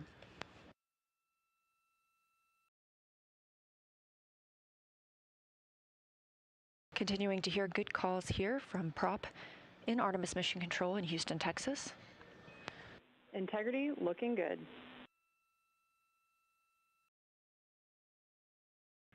Integrity copies.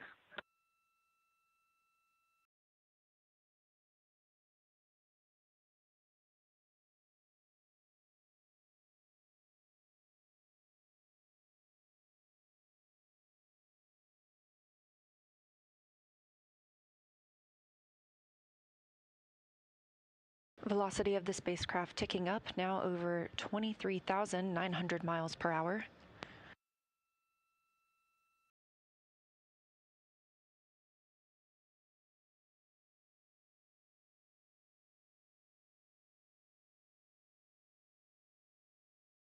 Two minutes into this 5 minute and 50 second burn. Continuing to get good calls here in Mission Control Houston from all flight controllers. Integrity, we copy the enabled caution, no crew action. Okay, integrity copies.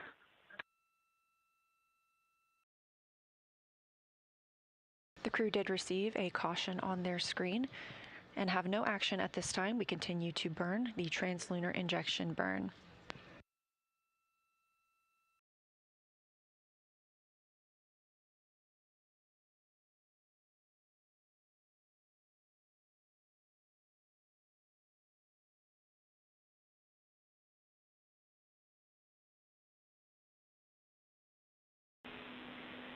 Integrity, similar caution, no crew action. Integrity copies.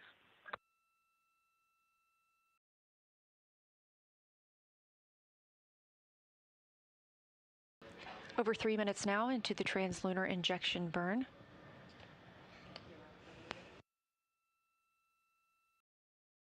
These live views coming from Orion as it looks back on Earth, leaving high Earth orbit and beginning its journey to the moon. We are now 230 miles above Earth, 246,500 miles away from the moon.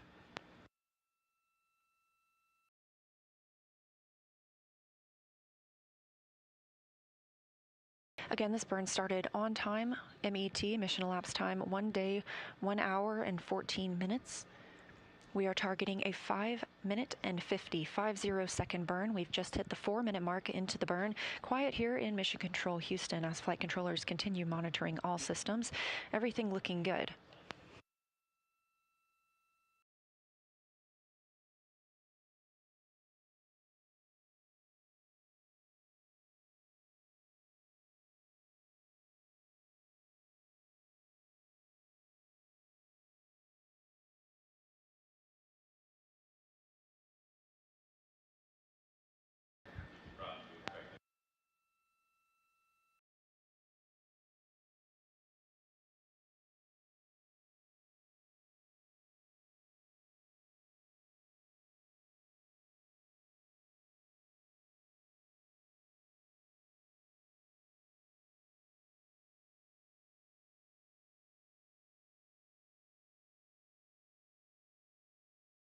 We have 1 minute left in the translunar injection burn. Everything continuing to look good. Again, these live views coming to you from Orion as it looks back on Earth and begins its journey to the moon. And this, a live look inside Mission Control Houston. Flight Director Jeff Radigan monitoring all of the Orbit 1 teams.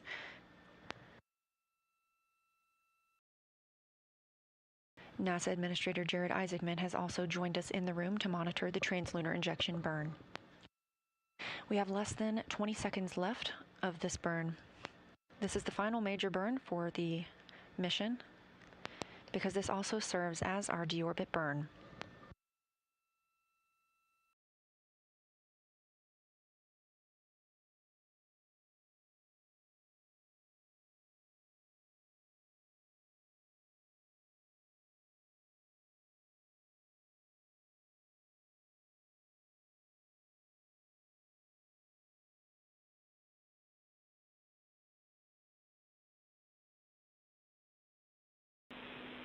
Integrity looks like a good burn. We're confirming.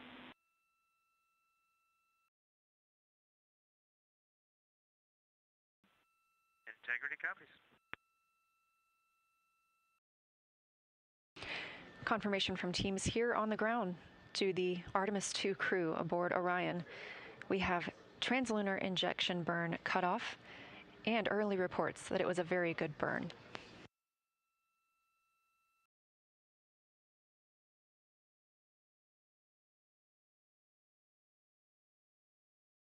Orion now 520 miles away from Earth. Just 5 minutes ago, we were only 115 miles above Earth's surface.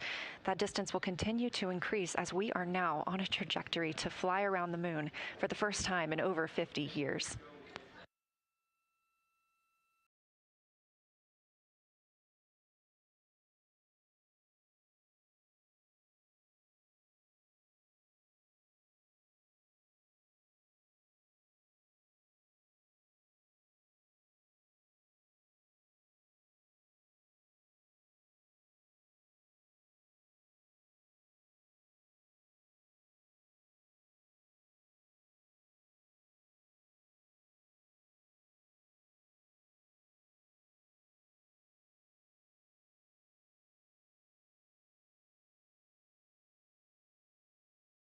Live views from the Orion spacecraft as it looks back on Earth following completion of the translunar injection burn, the burn that commits us to flying around the moon. It also commits us to a return to our home planet on Flight Day 10 and a splashdown in the Pacific Ocean. But for now, these views of Earth as Orion starts its journey.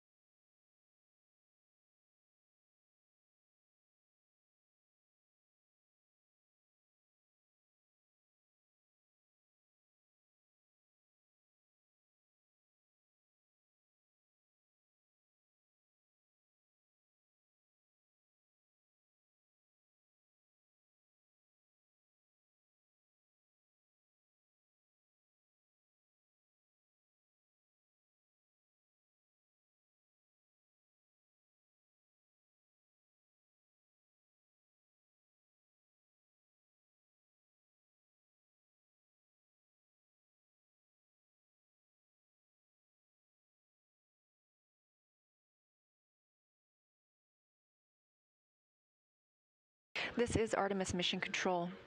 1 day, 1 hour, and 24 minutes since liftoff of Artemis II. We have just completed the translunar injection burn. Preliminary reports of a good burn. Again, this commits us to flying by the moon and coming back home on flight day 10. We're approaching 1,000 miles away from Earth.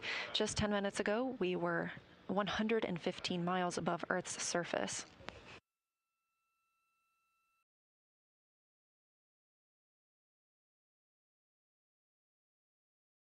Since launch, Orion has been in a high Earth orbit. This allowed the teams to check all systems aboard the spacecraft and gain that confidence that for this first flight of humans aboard Orion, we were go for translunar injection and a flight to the moon. That go that came this morning from the mission management team and later this afternoon from the flight control team in Houston. Crew reported that they were go as well, and now we are going.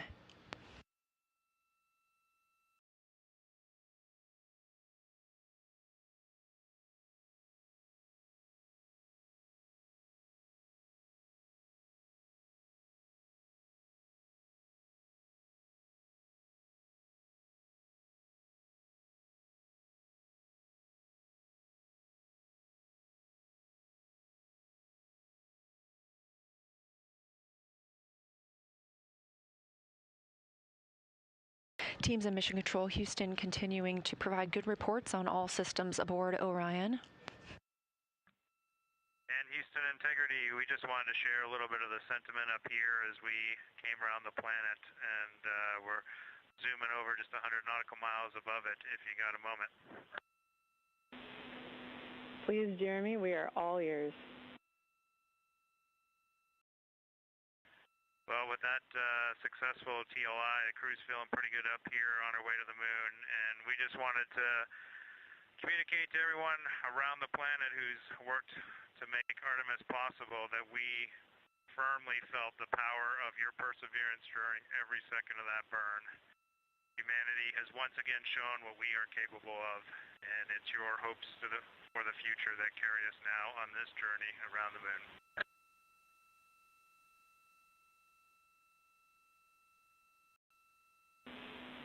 Thank you for those words.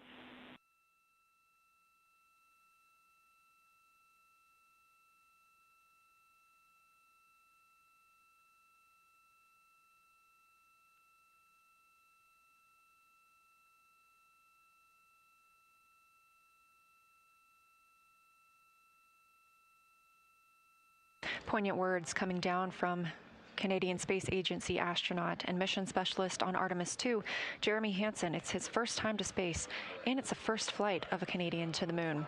Hugs there at the Capcom console from NASA astronaut and Capcom, or capsule communicator, Chris Birch, with Artemis II backup and Canadian Space Agency astronaut Jenny Gibbons.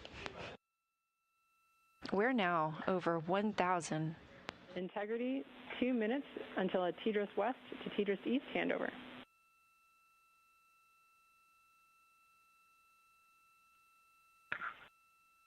Integrity copies. Now over 1,500 miles away from our planet, that distance continuing to increase.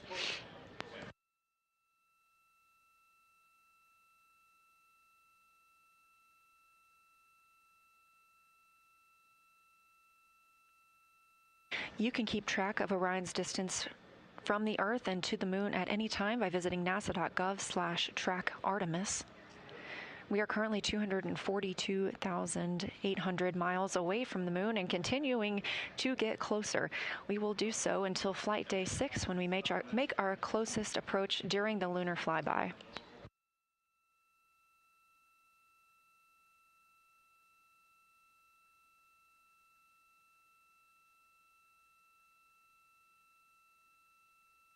This view coming from Artemis Mission Control in Houston, Texas, where the Orbit 1 flight control team is on console.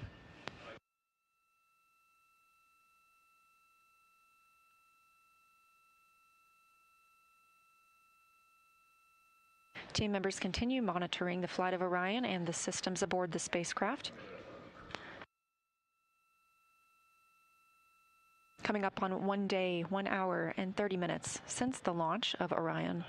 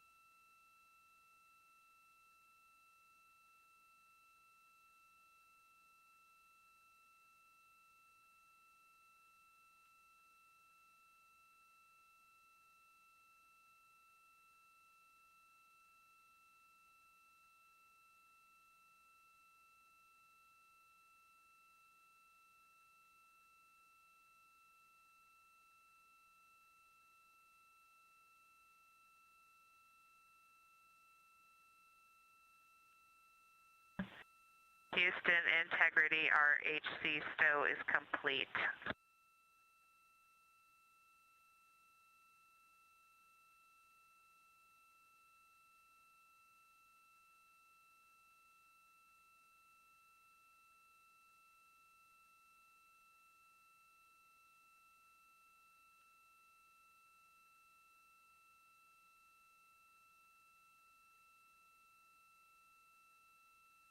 We recently heard a call that the Integrity, we copied. RHC stow is complete on Tidris East.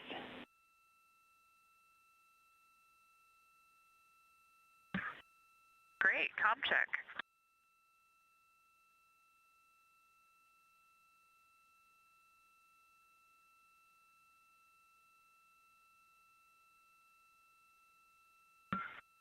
Houston Integrity, we have lost DU2. It appears it may be power cycling with a DAC message of DU2 com fail.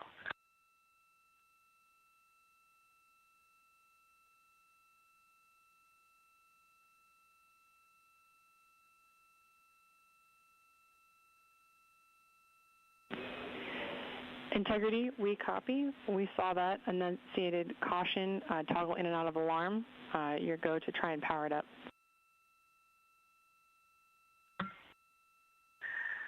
And Houston, it was in a power cycle after going down, and it has come back up.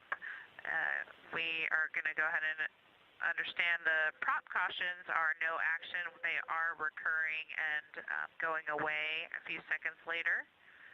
We'll stand by for any other troubleshooting words on DU2, but so far it looks like it's nominal.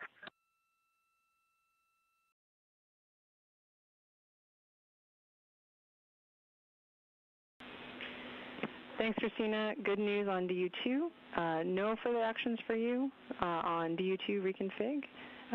We'll do any other backside stuff on the ground, and we are taking a look at that prop caution as well.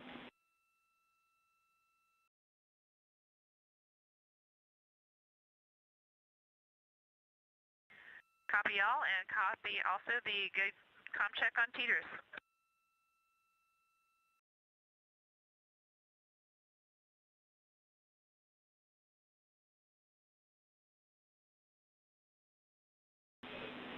Yes, Christina, good com check on Tidris East. And to let you know, we are complete with our post-burn reconfig.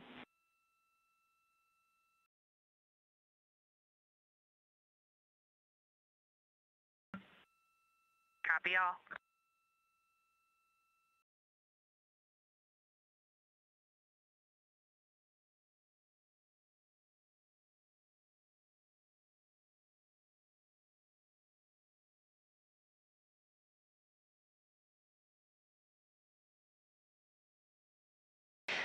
few different communications with the crew there coming from Capcom Chris Birch.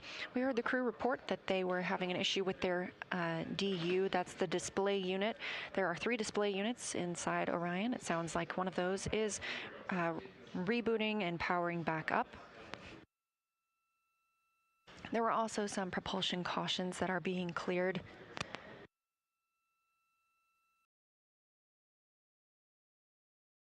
Additionally, we are still on the Tracking and Data Relay Satellite System, or TDRS, and have handed over to TDRS East, confirming that we had a good voice check on TDRS. We won't be on TDRS for long. We will be switching back to the Deep Space Network as we continue to increase our distance from Earth, now 2,780 miles away from our home planet.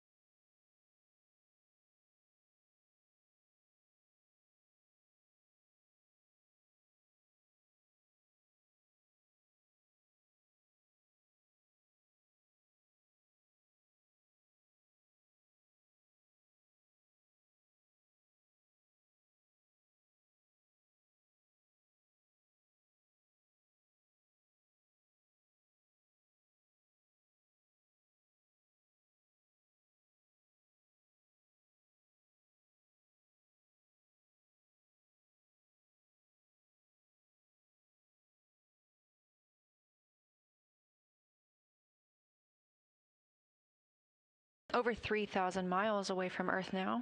Integrity, we are maneuvering to the Earth viewing attitude.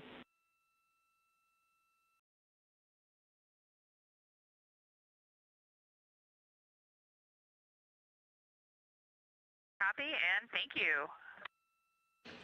Orion is now being maneuvered into an attitude to allow the crew to be able to see the Earth as they depart it. Again, we are rapidly leaving our home planet and growing closer to the moon, now 240,300 miles away from our lunar neighbor.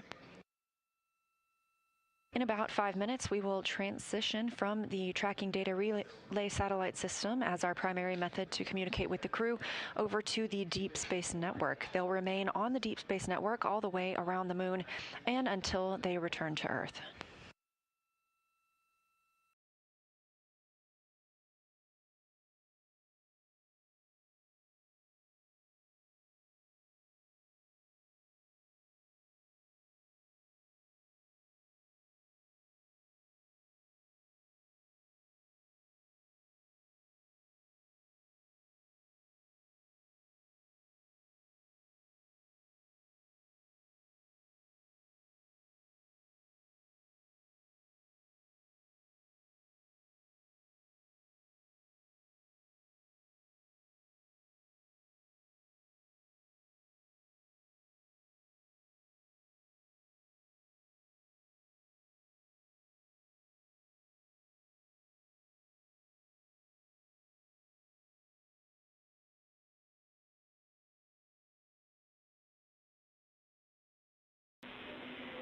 Integrity, we have completed the cleanup steps from our leak suspected warning that has cleared the board.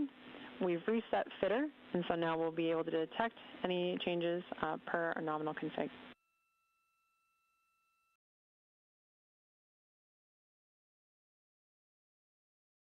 That's great news, Houston. Thank you.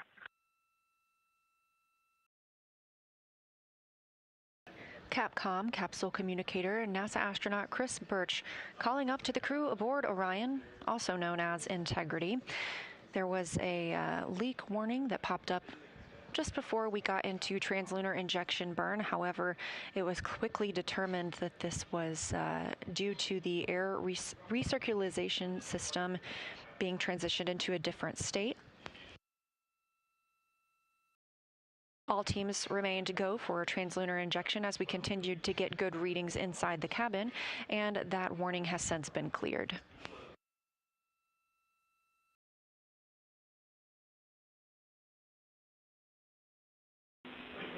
Integrity, 2 minutes to TDRS East to DSN handover.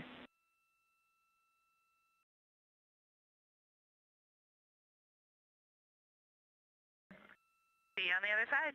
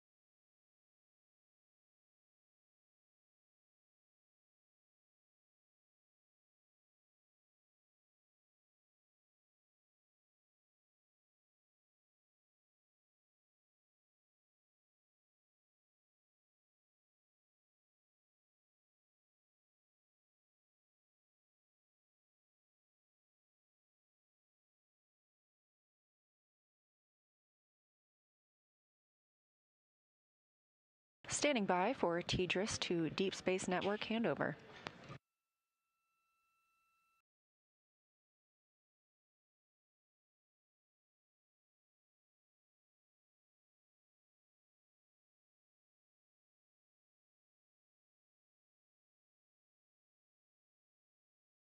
We're now handing over to the Deep Space Network and expect to hear some comm checks once the crew is on the other side.